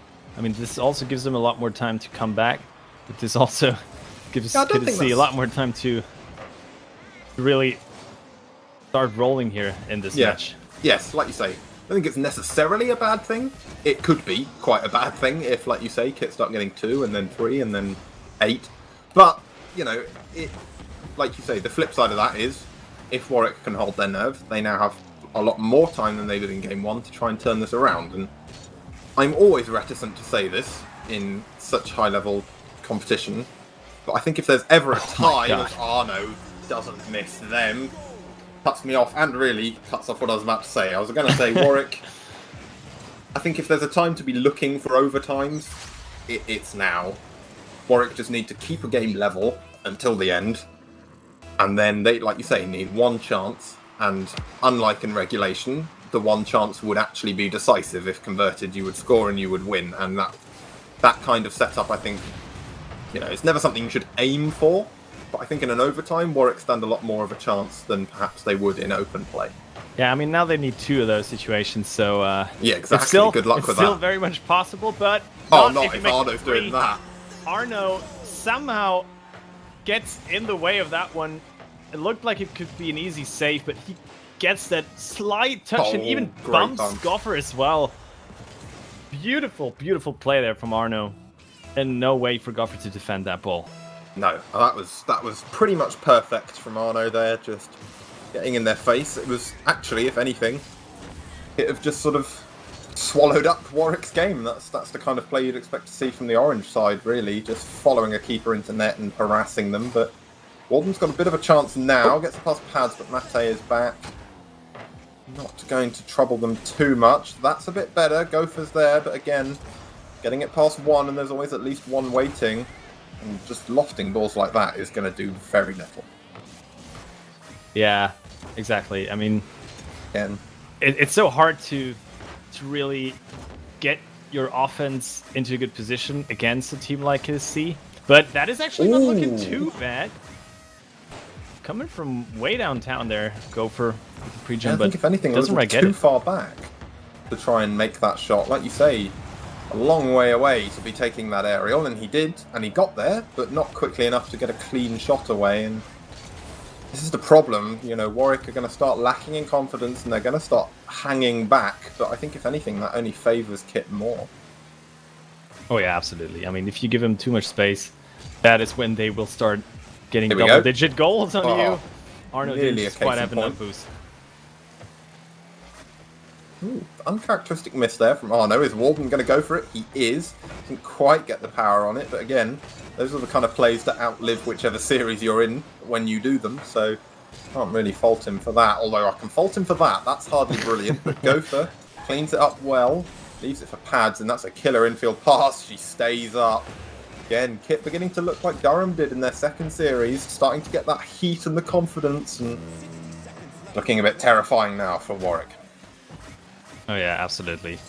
And especially when they are able to get to these high passes so quickly, where there's little to no chance for Warwick to ever get in the way of these passing plays as well.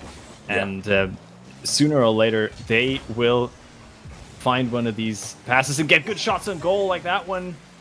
Bit out of nowhere, but go for this time. Right in Pads position. got that free. Ooh. Yeah, I mean, Kit don't need to score again. That's the fact of the matter is they just need to keep the ball exactly where it is, and they're doing a very good job of that. Not necessarily creating hugely incisive opposition, offense for the Warwick defense to deal with, but it's keeping them occupied, and all the time the clock is ticking down. Arno trying to prove me wrong, doesn't quite get there, but another commanding display from the boys in blue, and they'll take a 2-0 lead in the series. Absolutely. I mean, yeah, as you said it, that is exactly what they aim for. They just know they might so make it well. 4. Oh wait, yeah, hang on, no, it's down.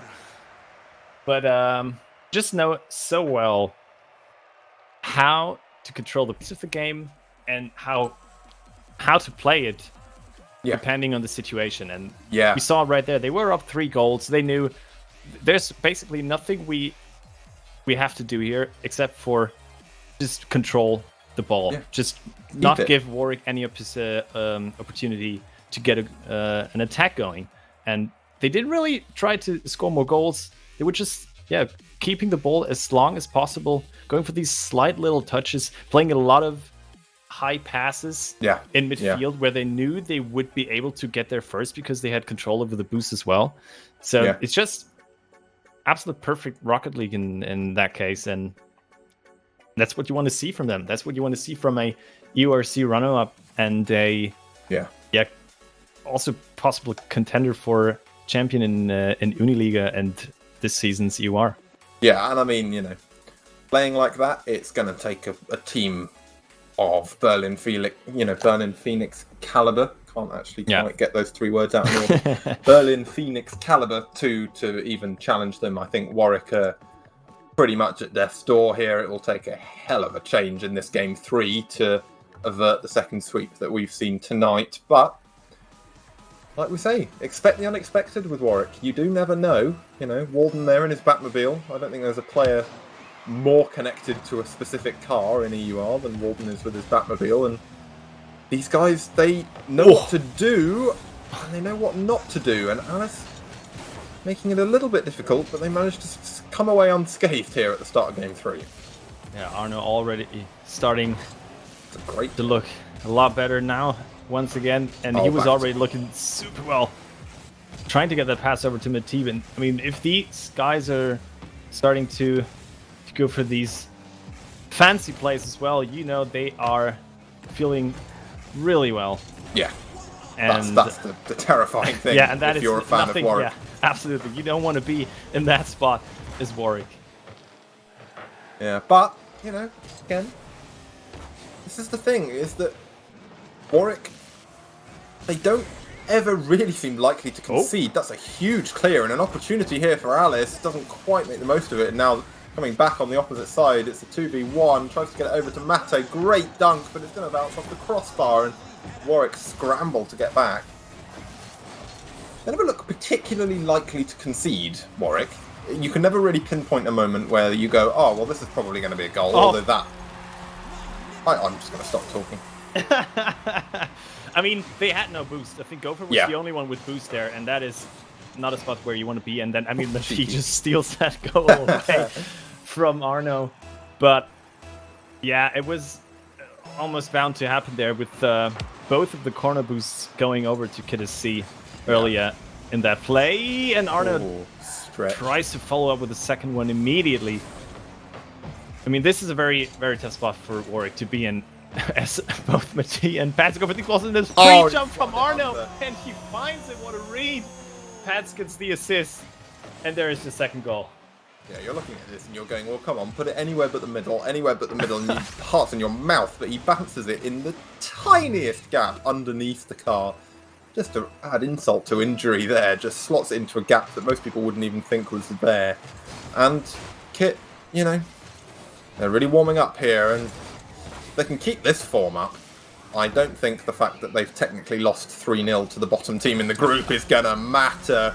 Mate just really, really in tune there. Knocks it straight up to Arno. That's coming straight back, off the backboard. How do you defend that? Even Warwick, one of the most solid defences there are. You're not going to stop that. No, absolutely. That is just perfect execution, and they are so quick to it as well. It's so hard to, especially when you're not full boost most of the time, then it's so hard to ever get in the way of that. Yeah. And I mean, Kidder C are showing what they're capable of doing, and how they are trying to achieve that top 2 spot in this group. And I bet no one doubting them now, even after their little death loss last week. Yeah, I mean, it's... I can imagine if you are Kit, I mean, it's obviously one of the most annoying ways to lose, but it's one of the most annoying games to lose. You could, it would be if they turned up on Friday morning and went, oh, good, what have we done? Like, well, this was supposed to be first week of EUR and we weren't there and we didn't show up. But we've now got a default loss to Lankers or Erasmus Rotterdam. You'd go, well, okay, bit of a shame. We could have given it a go, but they know they would have beaten Tilburg. I mean, look at how well they're dismantling Warwick here, and I think that will annoy them more than anything. And I think other teams don't want to see Kit when they're annoyed. To be perfectly honest, it's not a state they want to find their Kit SC opponents in. And Mate's just going to dribble that one all the way through and make it 4. Yeah, faking 2 defenders there with that touch. No one expected him to just control that one and go for the dribble. But he does. And he does it very well.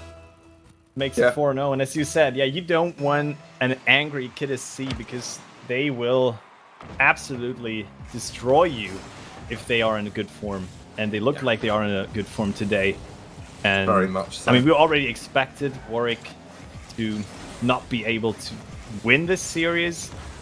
And it looked kind of close in game 1, but especially 2 and 3 now, KSC have shown that they will make it super hard for any opponent to ever find any opportunity in a game to even score, because you just don't get out of your own half.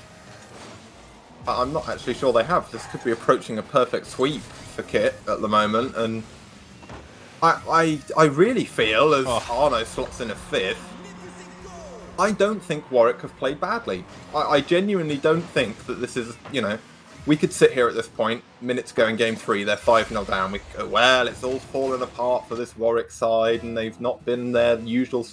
They've been playing fine, it's just Kit SC are so dominant that fine isn't good enough. I think it would have taken an absolutely world-beating performance from these Warwick boys to take anything from this at all. Yeah, absolutely. I mean, this is, as you said, this is not Warwick playing super bad or whatever. It's just Kit SC playing basically what we expected them. Yeah. And it's terrifying. It's terrifying. Oh my goodness Arno, me. with 0 boost, still manages to sort of get that somewhat Doomsy in there. How did he even do that? No one really was expecting it, and gets his hat trick as well now. That is just top Arno. That is just what we want to see from this guy. Yeah, I mean, not if you're Warwick. Oh my goodness me! Well, I think it's fair to say that Warwick are, like you say, like we've been saying a lot this evening, just looking for those kind of perfect plays that will be cropping up on YouTube highlight reels, and they've got one now. The only goal they'll probably score this series, but if 100% of your goals look like that, you'll be one of the best teams in the world. So Warwick won't mind so much that that's the only goal they get, if the goal they get looks like that. Yeah. I mean, that was a nice shot. A great pass as well, and they make it Brazil now. Oh no, don't Brazil them in the end. I know. Have great mercy. Play from Arno here. Just knocks Gopher so slightly and he can't get back to it.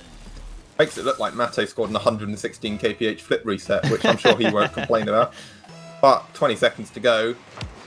I would bet pretty much everything I own on Warwick not scoring 6 goals in this time, and what I wouldn't bet on is Kit not scoring another, because they never seem to be quite full in the offensive department. So looks like it'll be a relatively docile end to this series, and it's like we say, it has not been Warwick playing poorly.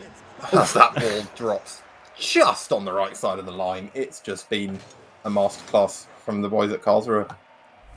Absolutely. I mean, especially Arno.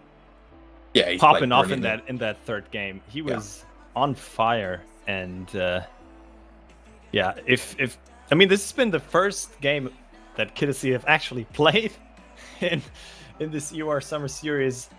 So, yeah. It's looking good for them. That is what we can expect from them. Everyone who thought, oh, this might be the chance for us to knock Kiddersi out of group stage. Nah, I don't think it's gonna happen. Yeah, fat chance. I think having seen that display, they can replicate that every week. I have every confidence that they'll be going all the way. And although I haven't personally seen Berlin play, I've heard good things. We could be getting a repeat of our EUR spring final, but plenty of teams looking to cause the upsets. There are new kids on the block, and one of the teams that we'll be seeing next, the UEA Blue Jays, they'll be looking to prove exactly what they're capable of. They haven't really had a chance to do it, but what better chance could there be than playing Erasmus Rotterdam? That's our last match for tonight, so we will be right back, but don't go anywhere.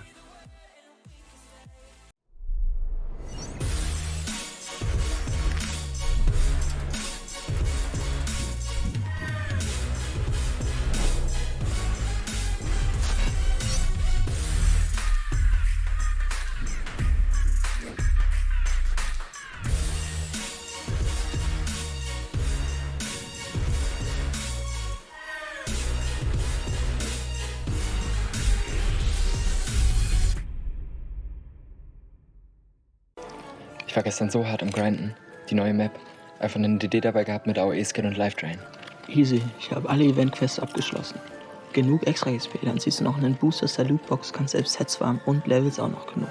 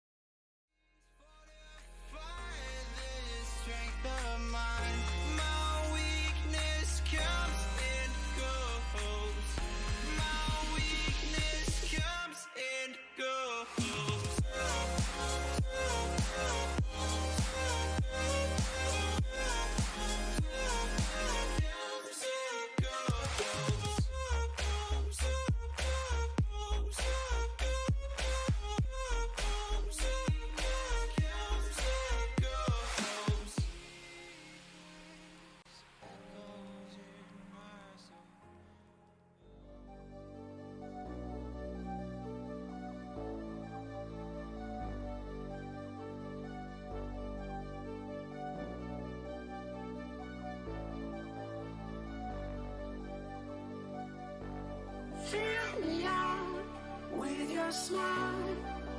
Now the sunshine brings the light. Fill me out with a flame. I will let you in this game. Take me out when I'm down. 'Cause with you I'm safe and sound. I'm safe and sound. I'm safe and sound. I'm safe and sound. I'm safe and sound. I'm safe and sound. I'm safe and sound. I'm safe and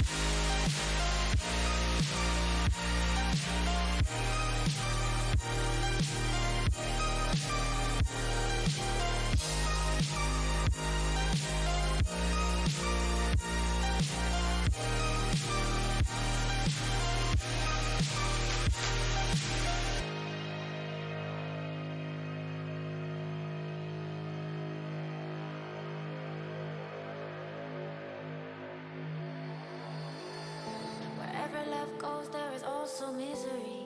It's no mystery. And you and I, we got history. Yeah. Wherever love flows, there is also tragedy. When we're in too deep. And you and I, we got history. Yeah. Go look in the mirror, say, hey, I'm sorry for all the pain. I'm sorry for all the pain. Go look in the mirror, say, hey, I'm sorry for all the pain. I'm sorry for all the pain. Go look in the mirror, say, hey, I'm sorry for all the pain. For all the pain.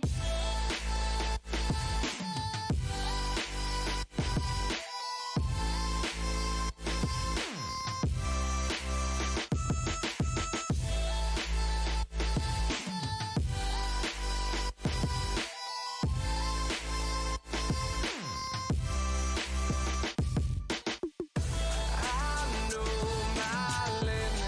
You can break me down, but I don't think till the finish line.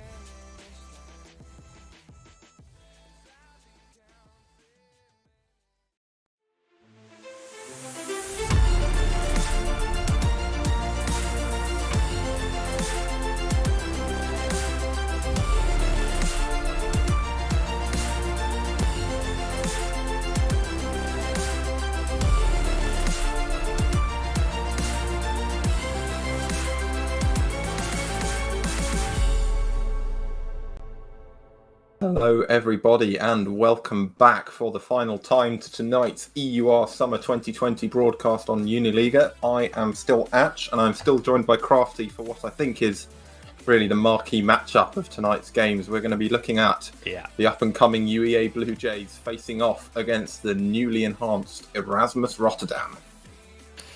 Absolutely. And Erasmus Rotterdam just came out of a game against the German squad from Darmstadt, I believe, yeah. Yes. And while I'm not quite sure how that went. I mean, they won, if I recall correctly. Yes, but no, that was a win for them, but not as convincing as it could have been. Yeah, I think was the consensus. Yeah. But I mean, still, we have a team with Erasmus Rotterdam that, just like KDC, are expected to make it out of groups. And I mean, one would expect them to win this one as well. But I mean, UEA Blue Jays, they are a force to be reckoned with. Definitely. And I think if you were to be picking your sort of dark horse team to be pushing into the top three in here, completely unannounced and rather unwelcome if you're one of the three that we've already pegged down. Out of those remaining teams, we've seen Warwick, they played fine, but not perfectly, wasn't brilliant. Tilburg, lowest seed, not really expected to go particularly far. Darmstadt, again, just been beaten by this Rotterdam team that we're about to see. Bath, again, they look pretty decent in the qualifiers, but you wouldn't bank on them doing that well. They are, I think a team of 1,800 type players, but this UEA Blue Jays side, newly strengthened, Ant-Man into the team, and they've been looking pretty hot so far, but their first real test, I think it's fair to say, they've been looking pretty hot in their weekly assassination of some lower tier English teams. It's not really been, they've not been pushed yet, and I think this Rotterdam team, who I described as enhanced, who aren't playing, I should add, with their new bubble player edition. They're not playing Calio just yet. Chemistry clearly overrules raw talent, and I think seems justified. They did take that win against Darmstadt, but this will be a challenge. And it will be one that I think Rotterdam are going to struggle with. If that win against Darmstadt took them a little while, this is going to be a little bit more problematic. Yeah, absolutely. And I mean, UEA are a 3-0 team right now, so getting a win off of these top tier teams would be enormous for them, because so far they have beaten the 3 teams that were sort of expected to be below them in the standings at the end of the yes, it's the group Tilburg, stage. Bath, and Darmstadt that the UEA yes. Blue Jays have won against so far. Exactly. So no big surprises there, but they did their job, and they did it very convincingly. So this is definitely a team that could get 1 or 2 games off of these Definitely top teams or these contenders in the form of Lancaster, Lamos, and Rotterdam. And once you get 1 or 2 games in the best of 5 series, anything can potentially happen. Yeah. And Rotterdam really needs to watch out for that to not happen. They have to play at their peak right from the start. And especially knowing that Kiddersi Lamos are not going to slip up again as long as they show up, potentially. That's the thing. But, I mean, you couldn't write a better script for this group, really. You had 3 teams at the start, very, solidified at the top of this group. And then Kit slipped up, through no fault of their own. If the Blue Jays can take a game against Rotterdam here in this series, that really puts it into a 4-horse race, because then both of the top 3 have lost a game that they shouldn't have lost. And the Blue Jays are really muscling in, and they can take anything from Lankers or from Kit, although Kit did look pretty uncomparable in this group. But Lankers have been rocky so far, not showing up. They've had to forfeit a match this evening against Bath. So yes, absolutely. There's an opening here. There is an opening for this East Anglia team. And as we get into this game 1, we're going to see if they can exploit it. I don't know about you, but I'm excited for this one. Oh, I am absolutely excited, especially to see what Rotterdam has in store for us, because I personally haven't seen them play for quite a while, and they put up a great showing in last season's EURC. So I'm always excited to see these guys play. Yeah. Supreme, I noticed, still got his ridiculously long username, lamenting the lack of a working controller. I do believe, actually, KJ was talking in the NSE group this week. KJ, this goal scorer here, sets them up very well, and the brilliant pass across from Supreme catches that very well, knocks it across, and the kind of stuff you'd expect from a team that wants to call themselves elite. Yeah, absolutely. And also, good read there from Supreme with the pass. Didn't go for the back ball, but just went for the infield pass. And that caught Rotterdam off guard there in defense, and created a great opportunity for KJ to score that one. And an early goal here for UEA is exactly what they needed and what they wanted. And it forces Rotterdam to play more aggressive, to open up, and might expose some more defensive mistakes in the future. Well, I mean, this is, you see it a lot at this level. Someone scores the first goal, the other team has to chase their goal, and they leave gaps. And then the other team scores a second goal, and the first team has to chase even harder to get a goal back. And it will, a team as offensively talented as UEA are will quickly snowball that to their favour. And here we go, look, Ant-Man's up for this, and he might get back to it. He has. Drops it straight into the top left corner. Only a quarter of this first game gone, and UEA have 2. UEA are looking... What a read. Yeah, absolutely brilliant right now. Great read there from Ant-Man. Great solo play is the one to challenge that ball on the wall and able to follow up with the double tap. Beautiful goal. And as you said it's 2 goals now, and they're down and really need to open up now. Maybe overchase a bit, but so far we don't even see any of that, because UEA are just continuing with their onslaught here. And Ant-Man again, he's going for it now. And I mean, this is the kind of play that you'd expect most teams to warm into. We saw Durham going for these kind of plays in Game 3. We saw Kit going for these kind of plays in Game 2. UEA have come out and started going for these kind of plays in Game 1. And that shows you the kind of team that they, that they believe themselves to be, and that's at least half the battle. Key double commit here. Supreme. Almost open net. The demo on Maxio doesn't come through, but Juicy makes a terrible rotational mistake and is just right in front of the ball. 3-0. You hate to see it. Oh no. I mean, got a bit lucky there, but yeah, Juicy's just lost. Yeah, I mean, yes, you're right. It's terribly bad luck, and you would never expect such a play, but at this kind of level, you should know that can happen, and that's why everyone who's ever said anything about Rocket League ever will tell you that really you should be in most cases going towards your back post, so that you don't just knock balls into your own net like that or hit your own teammates. And Juicy's unfortunately found that out the hard way. It's a commanding first half of this game we've only just had now from UEA.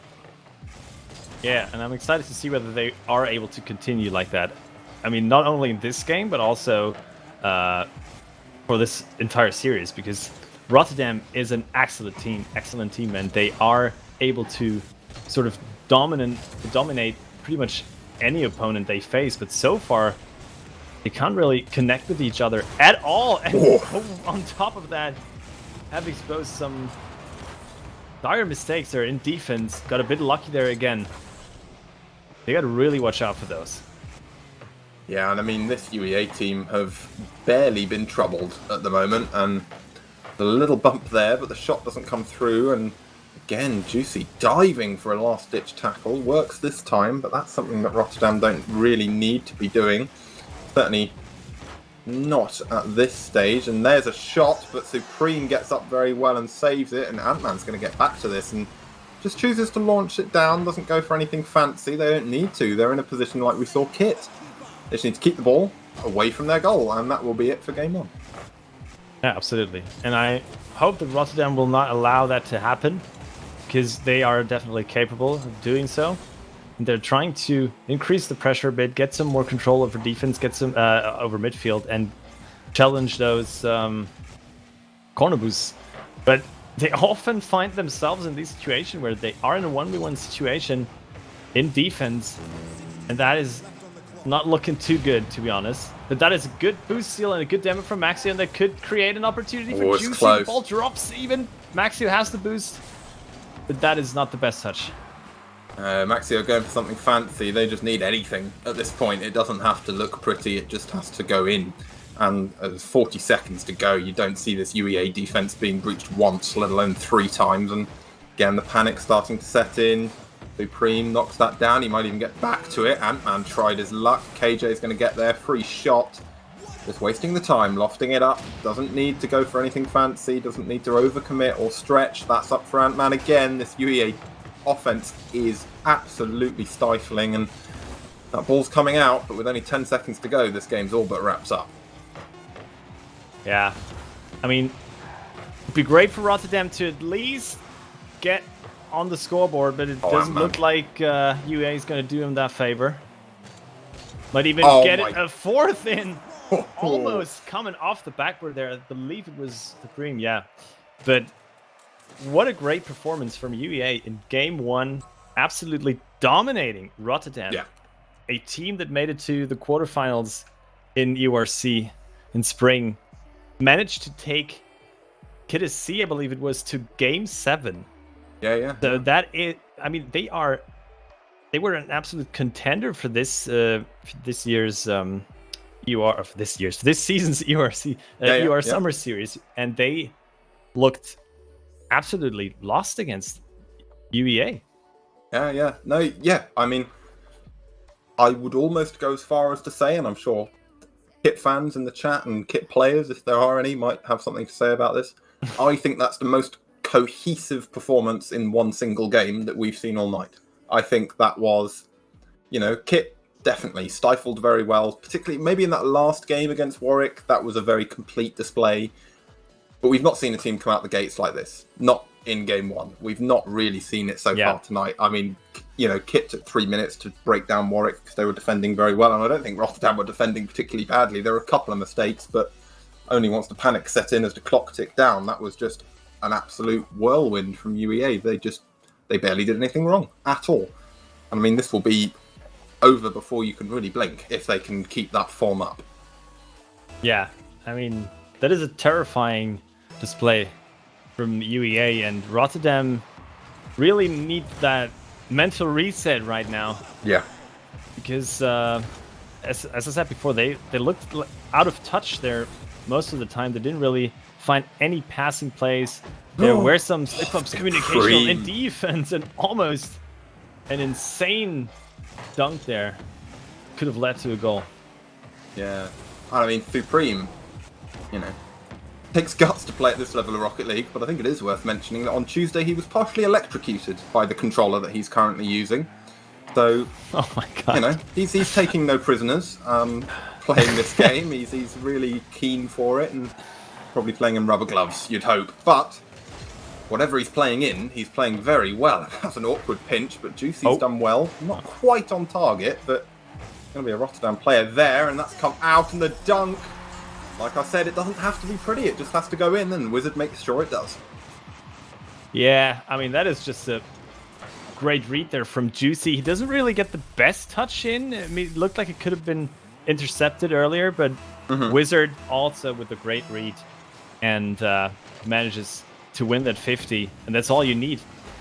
And that is the first time that we've actually seen them being on the same page, but they are following up a play like that and immediately scoring it. So yeah, that was what we wanted to see from Rotterdam. Yeah, it was, and I mean that's much better from them. But it's a fairly isolated incident. They've not looked continually good. There's not been any sustained pressure. It was just that one was great, and it happened to go in. It was a bit of a flash in the pan for me. They didn't seem like they were sort of, doing anything long-lasting. It just happened to work then. UEA got a bit caught out, but the second one nearly coming, and if they can get the second one, the world's their oyster. Yeah, and I mean, it kind of created this momentum shift, it feels like, because so far UEA are a bit struggling. They haven't got a single shot on goal so far in this game, and they're struggling to find a good clear. That is a potential opportunity, but yeah. Right, he just hands it over. You don't give KJ this much space, and he very nearly shows you why. Doesn't quite manage to drop that under, and now plenty of space in the midfield for both sides at the moment. Ant-Man manages to get that one away, and he'll get the back boost, but have the ball robbed from him. KJ thinks that one's going, but it isn't, because it bounces out a bit awkwardly for him, and then Supreme gets up well.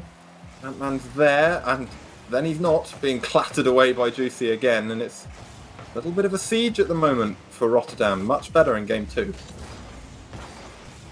Yeah, that was a good challenge by KJ, though.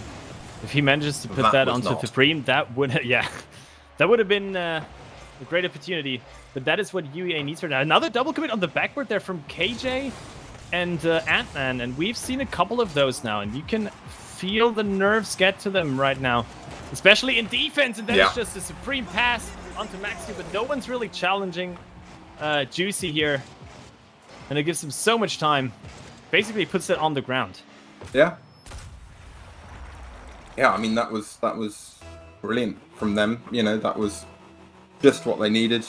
Perfect pass, great shot, really calmed the nerves there, and have got it all to do. 2 minutes to go, and it's not the same team that we saw come out at the start of this series. Here we go. That could have been crucial. Supreme rooted to the spot, manages to make the save as the double touch doesn't come through, and he's up quickly. Won't get back to that. And Maxio got a bit of time to get the clear. UEA are going to be in the same position that Rotterdam were in Game 1. They're going to have to start stretching, and it might make the game look uglier than it would have otherwise. And Wizard up. Supreme gets a big dunk, but Maxio is there. Knocks it over to Juicy, and Rotterdam looking to play it out well at the moment. Yeah, they don't need to do much more. It's just a 2-goal lead. Of course, that's not too much in a game of Rocket League, but if Rotterdam can keep control of the game right now, it's basically all they have to do. Yeah, they're not boost starving as much anymore. They're not overcommitting right now. Maybe they're giving UEA a bit too much space for that was brilliant. But there's no follow-up. It was such a brilliant pass. I didn't see whether there was a bump in midfield because it looked like Juicy got one. But yeah, if someone follows that up, that's an instant goal. It is, and Supreme looking for a, dare I use the phrase, more Disher-esque dunk like we saw in the series that we were casting earlier. Just launch the ball forward, knock it straight past the keeper, or knock it straight through the keeper, I should say, and he's going for something a bit more over the hill this time, a bit fancier, but it doesn't quite work, and time's really beginning to not be on UEA's side. Huge double commit, but it's not going to be challenged because UEA were rushing back themselves, and that's going to be fodder for Maxio, or it should have been, but KJ's been gifted this. Can he get it across? just not quite quickly enough. Wizard reads it well, and as the final seconds tick down, UEA look more likely to concede than score. Yeah. They can't really connect with each other there in offense. It's what I criticized about Rotterdam in game 1. They basically showed that in game 2. So it's weird. I mean, for everyone that already got excited about UEA and how they could dominate this group and make it out. Yeah, I did. I mean, that is probably what should tell us that they can't keep up the same level of consistency when compared to these top 3 teams right now. At Not least yet. What we've seen. I mean, that is where what I expected from Rotterdam and what they actually showed, where they reset and then immediately came out flying here in game 2. And it's just a 2-0. I mean, the scoreline doesn't look as dominant, but they pretty much were in control of the game the entire time. They were. But then, I think this UEA team is very young. Ant-Man, I think, a new addition, if not towards the end of spring, maybe even just the start of summer. They've been playing together only a matter of a couple of months at most. And like you say, there's a bit of maturity lacking, I think is the best way to put it. There's no sort of, the panic sets in a bit quicker. There's breakdowns in communication sometimes. The passes are brilliant, but then there aren't people there all the time. Just sort of teething problems, I think, for a team that's this new. I've been doing some maths, and you'll have to forgive me because it may well be wrong. I'm one of the few people in this scene who's an art student, but I do believe, while it won't guarantee them anything, UEA win this, they go 4-0 in the group. They then are very, very well set to take a position in that top 3 away from one of these teams that we've been looking at. So this is quite crucial because UEA go 4-0. They are yet to play both Lankers and Kit. That's obviously quite a challenge for them. But Lankers have had all sorts of team problems. They've had to forfeit, as we were saying, against Bath this week. And, they've not looked like the Lankers that won NSE last season, it's safe to say. And then the UEA Blue Jays also have a game against Warwick, and you'd back them to do well in that. So they can take something from this series. They will be ripe for an upset in this Group B. Oh, absolutely. I mean, as you said, if they win this, worst, or what would you expect from them is go 6-2 at the end of this group stage, and that would put them equal with either Lankers or Kidesi because they both lost the game already. Yeah, and so that is absolutely terrifying for these top 3 teams. So I guess both Kidesi and Lankers as well are actually rooting for Rotterdam right now. Yeah. Well, this is the sort of thing, is that in my rudimentary understanding of mathematics, and it is fairly rudimentary, I haven't done it in a while, but from what I gather, obviously both of these teams have to play at least 3 more matches, but all 3 of the teams that are in the top 3, the sort of inverted commas top 3 of this group that people were expecting, Ant-Man, puts UEA straight up here in their quest to get this 4-0. All 3 of those teams still have to play each other, which means worst case scenario, well, for UEA, worst case scenario, they get a rock, paper, scissors and they each lose 1. But there's a very strong chance that one of those teams could be complete. I don't see Kit losing to this Rotterdam side. Equally, I don't see Kit losing to a Lankers side that's been playing the way they've been playing lately. And if Kit beats them both, the door is wide open for UEA to just sneak in and take it away from one of these 2 teams. I mean, it's just this halfway point approaches in the 3rd game. Apologies, UEA looking to take their 2nd win. Set themselves up, obviously, best of 5, 2 chances to win 1 match, and they're not making it easy for themselves here. Ant-Man's got a free shot at the near post. Wizard gets it out, and Maxio clears it down very well. This could be a great counter. Juicy knocks it up. Maxio's up. It's come straight down, though, and KJ will get back to that very easily, and KJ is going to take this out. Doesn't quite get there. Juicy, Supreme knocks it back, but only as far as Maxio. Rotterdam. Yeah, I mean, they really need to use that pressure now. I mean, they had some good challenges in midfield now. don't quite get the boost there, but there's still so much space for UEA to get back in time. Team. Yeah, I mean, yes. In this case, it basically is UEA that is going to benefit from that because they're in the lead. Yeah, exactly. I mean, we have seen this playstyle for the past 3 minutes, maybe, where it's just back and forth, just long clears on both sides. Neither team really following up enough. This might actually be an opportunity, but Maxio gets a little pinch there. KJ's barreled that. That could be risky for UEA. Maxio doesn't quite get it. That'll buy them the time they need, but like you say, the fact. Oh no! My goodness me! That is the own goal of the century. I think KJ's the unlucky recipient of that award, but that was absolutely incredible. Ant-Man, perfect ground pinch into the bottom left corner, and UEA have thrown their lead. Absolutely amazing stuff if you're a Rotterdam fan. I mean, what a goal if it wouldn't have been an own goal. I know. And Maxio's up again. That's off the crossbar. It's going to drop in. This has gone from nice to nightmare for UEA in a matter of seconds. Are you kidding me? This is so unfortunate, and it gets, bounces off the crossbar as well there. I feel like Supreme could have actually gotten there if he expected that to hit the crossbar. I think he was bumped slightly as well. It was very awkward for him. Yeah. Now UEA have it all to do again. They will feel very hard done by if this game doesn't go their way. That is so unfortunate.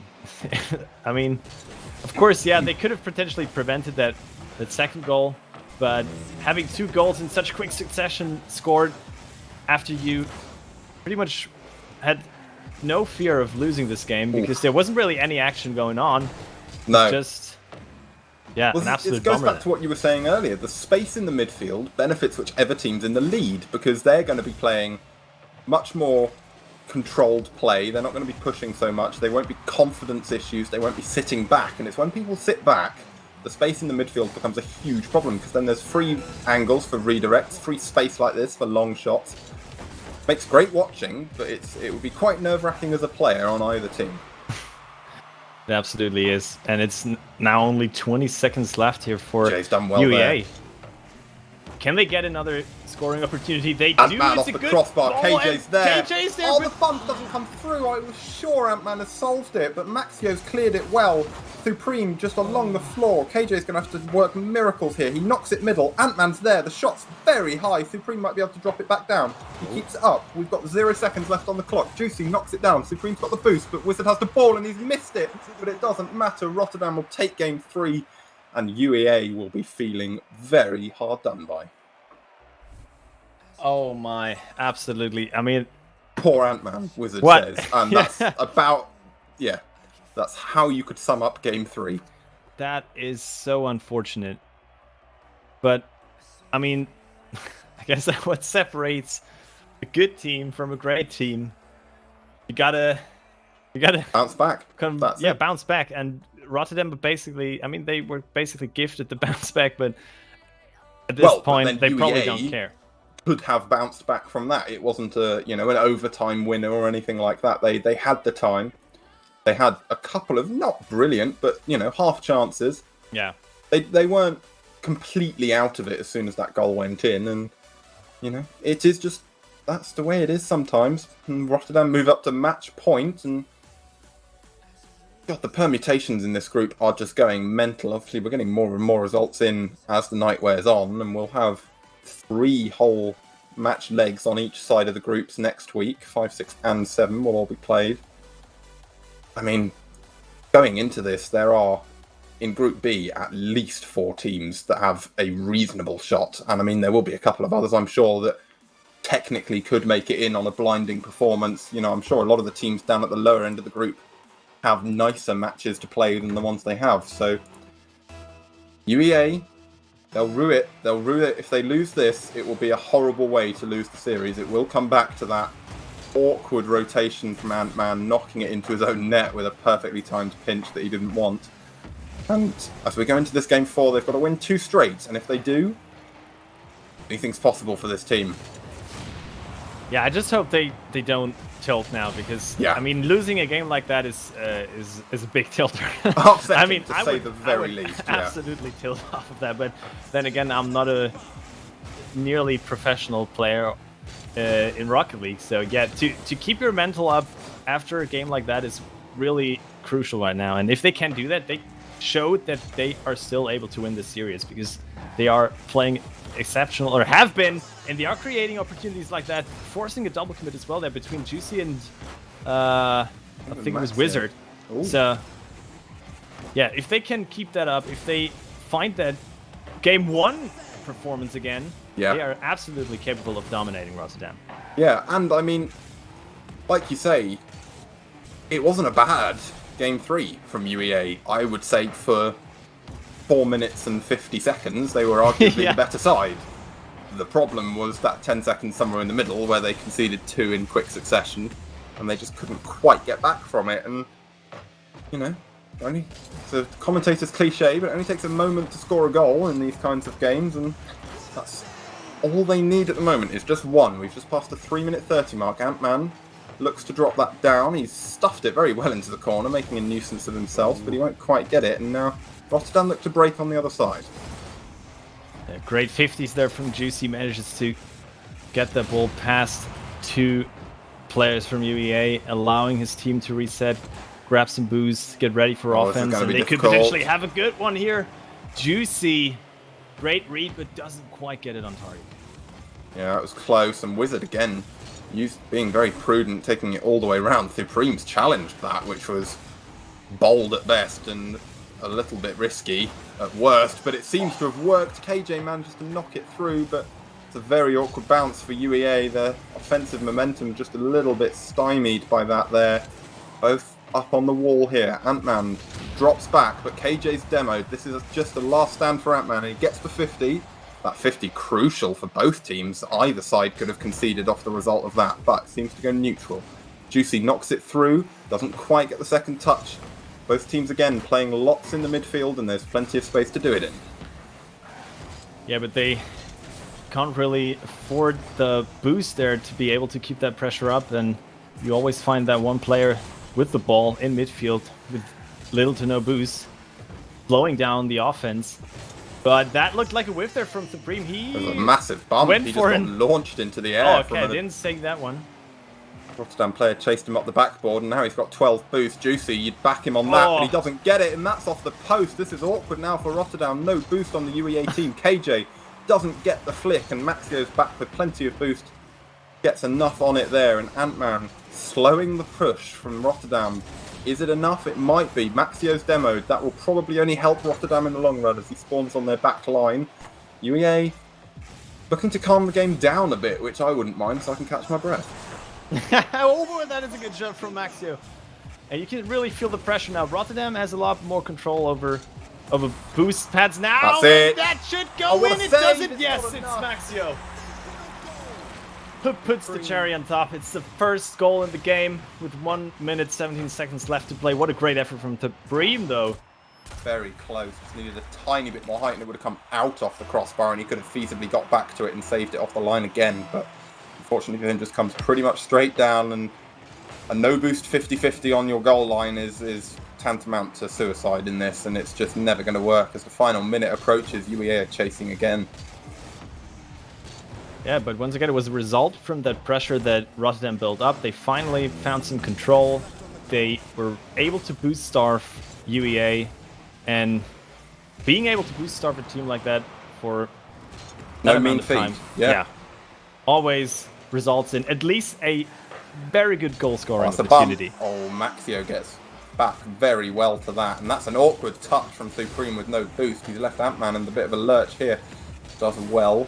Knocks it down. Wizard is there, and he's missed it. Maxio knocks it straight across. It's a catastrophe on the back line of Rotterdam, but they managed to get it out. Supreme not feeling like he can push that.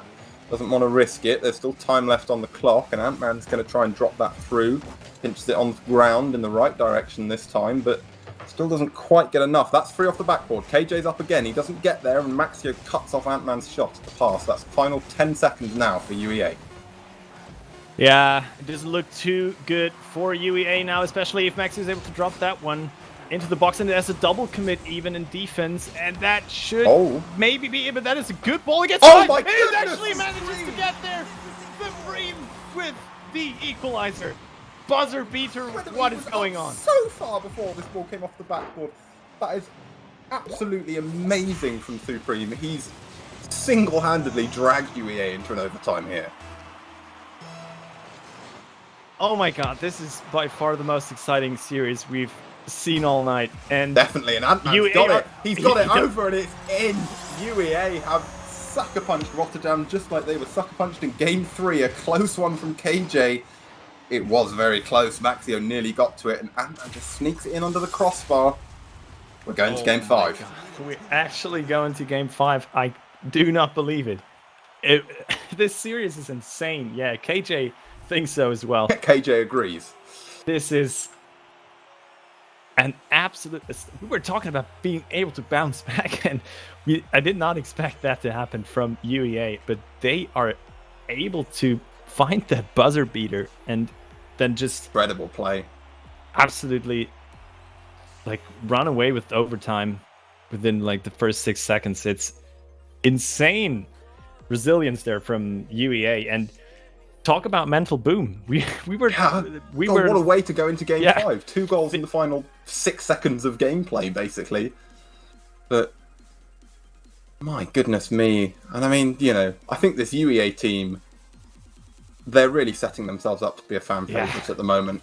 You know, it's been brilliant. KJ in there already saying, win or lose, this has just been fun. And it's been great fun to cast. I don't think I've ever seen such brilliant 0-second play in a university scene before. In this Game 5, good lord, what do these players have left to give?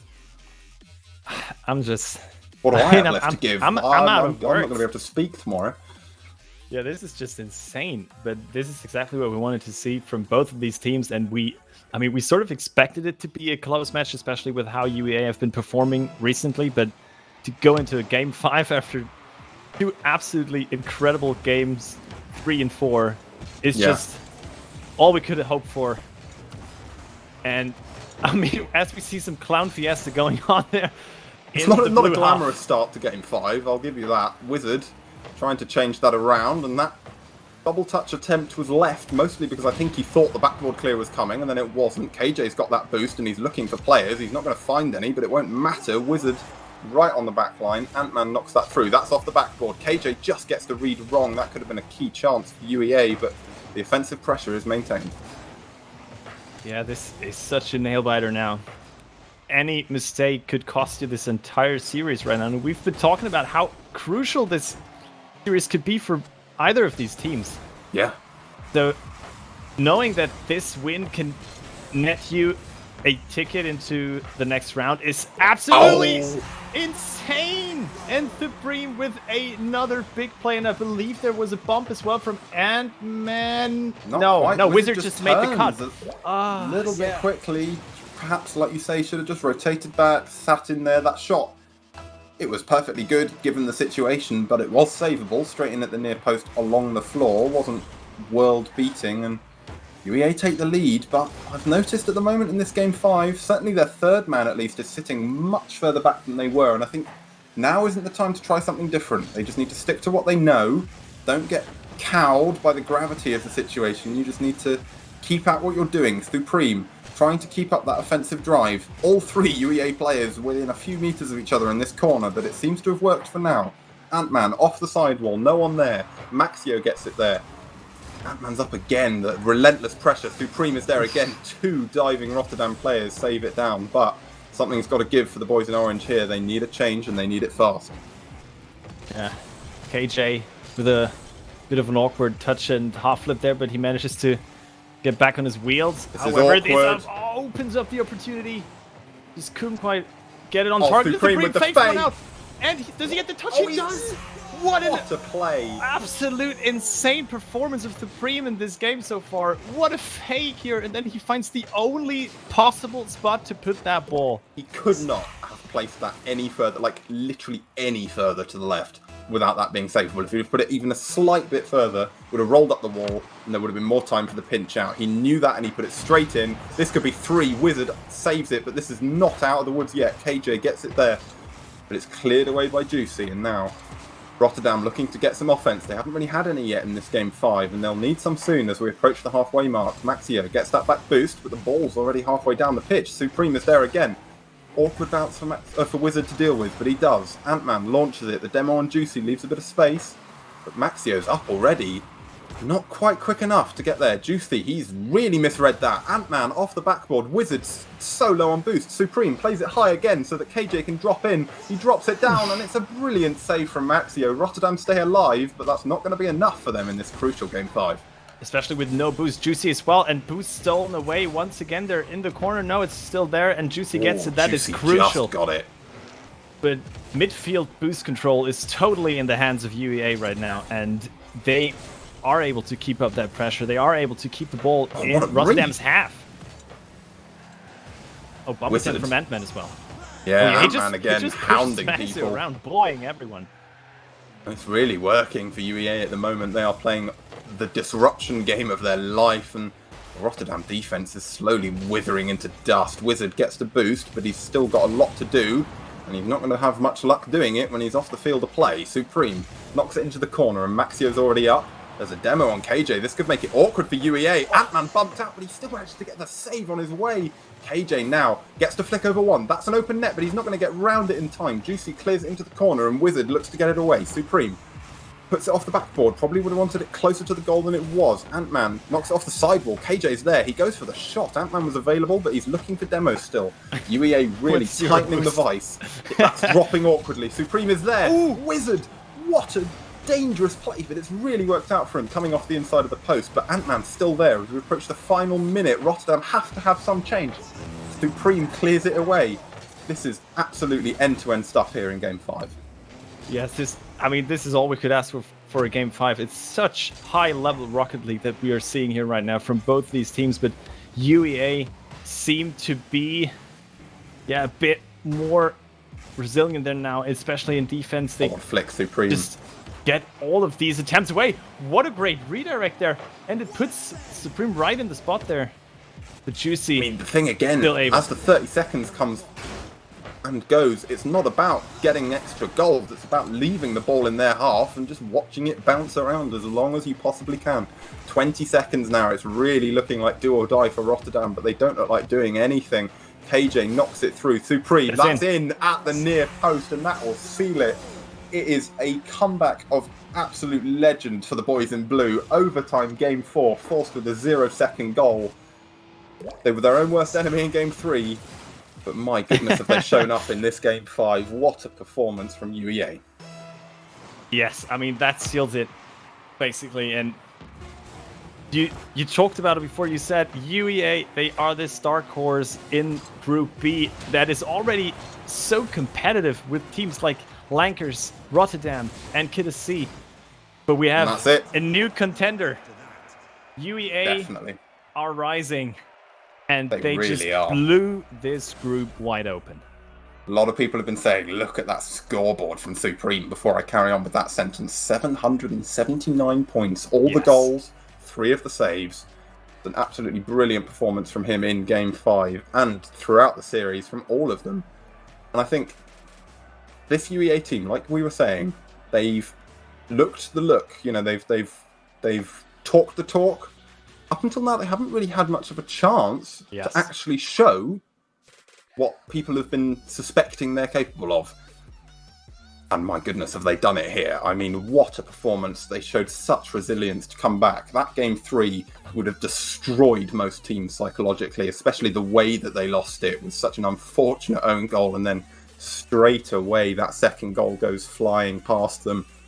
Yeah. And then they came back. They were down for so long in game 4.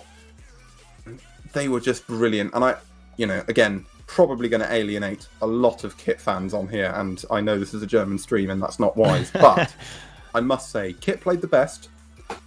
I enjoyed watching UEA the most. Absolutely. Hands down, they were my favourite team of tonight to have seen play. That series just showed the best that they could be. And it was nothing short of brilliant. I mean, I'm with you, and I'm a German Uniliga caster, so yes. That makes me feel a bit better, Croft. Yeah, so I mean, of course, yeah, KTC probably looked the strongest still in this group, but I mean, even being able to get Rotterdam to Game 5 would have been a success for UEA, but they actually take the entire series, and if we say what that means, I mean, they just basically, I mean, it's not set in stone, but they increased their chances of actually getting to a top 3 spot by probably. I mean, I'm not doing the maths either, but like exponentially exponentially. Yes. Yeah, and I mean, you've got to think now. I'm just gonna take a quick look at this bracket that we've got going on here. You have to think now. UEA are the only undefeated team in this group. Granted, they still have to play both Kit and Lankers, but now every team in the top 3, or the top 3 that we've been talking about in this group so far, they've all lost. They've all lost a game that they weren't expected to lose. And UEA just seem to keep winning. I think they now have at least as good a chance as anyone else of coming through this group, if not better. They've set themselves up so well. And if they can show up on that final day, Kit, perhaps a stretch for this UEA team. Although, I wouldn't doubt them at anything. I was doubting them as the seconds ticked down in Game 4, and they showed me why I should never do that again. So, I think Kit could be beyond their reach. They'll make it a good game. It might not be a game that they'll be particularly happy with the result of. Lankers, perfectly doable, and Warwick as well. It's looking good for UEA. Rotterdam, not out yet. Certainly far from out yet. And Calio will be playing for them next week. We just had confirmation of that. So they've still got to play. Both Lankers and Kit. All of the big matches in this group are happening next week, pretty much. UEA have to play Lankers and Kit. Erasmus have to play Lankers and Kit. Lankers and Kit, I believe, have to play. Oh no, Lankers and Kit are playing each other as we speak. But that's a fantastic way to set up for the final day of matches. They've all got to play each other in some configuration at least twice. And I mean, it's all just going to come down to who shows up on the day. Absolutely, yeah. Well, that's the point I wanted to make. I mean, it's at a bad day for Kit. This UEA team are definitely able to take them down. Definitely. I mean, we haven't seen a bad day for KTC in quite a long time. No, neither in international play nor in Uniliga. I mean, yes, you could count last week a bad day. Well, it's a bad day by default, really. Yeah. It's not a day. Yeah, but it's, I mean, of course, I still expect KTC to come out on top of this group, but I mean, I would expect UEA to at least be able to take on Lankers in this form. And we said that consistency is what basically separates the good teams from the great teams, and I did not expect UEA to bounce back like that. There's ability to take this hard loss in Game 3 and then manage to pull up a buzzer beater into overtime. It was just incredible. Yeah, I mean, this is just that is what you need to be able to do if you want to compete at this level of Rocket League. And UEA have proven themselves once again. So I'm just excited for where they're going.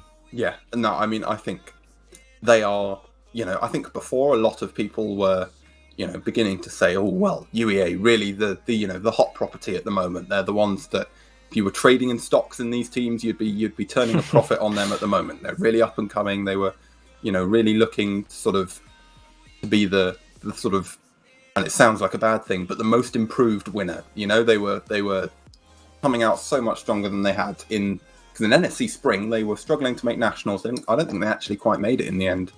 And I mean, this team now, you couldn't imagine them anywhere else, and it's brilliant. And they've now, with that win, everyone's been saying, well, yeah, they've done it. They're looking good. They're looking good, but will they be good? And I think that's all the answer you need. Yes, yes, they are, and yes, Rotterdam are as well. That was far from a poor performance from Rotterdam by any stretch of the imagination. Absolutely. I mean, one might ask themselves whether this would have gone differently with Calio in the lineup. It might have, but then again, there'd be a new team, and then you'd have the chemistry problems that we did see from UEA in Game 2. They weren't perfect. They did have a couple of waivers.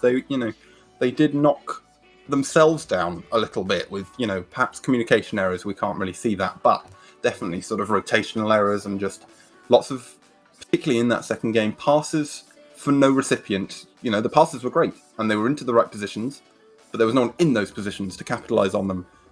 But it was a blip more than anything for UEA. They got back from that pretty quickly. Yeah. I think I think that's it. I've run out of words. To be perfectly honest. I mean, I guess we've said it all, and we've seen it all. Yeah, we've seen it all. We said it all. It's been an absolutely exciting day of Rocket League for me. Yeah, and it's been a pleasure casting alongside you. Oh well, thank you very much, Crafty, for all of your casting abilities and excellent help tonight. We've seen some fantastic games. We saw Durham fall to the Arctic Foxes earlier this afternoon in Group A, but then turn it around against the Staffordshire Bim Bam. They did very well to get their first win on the board there.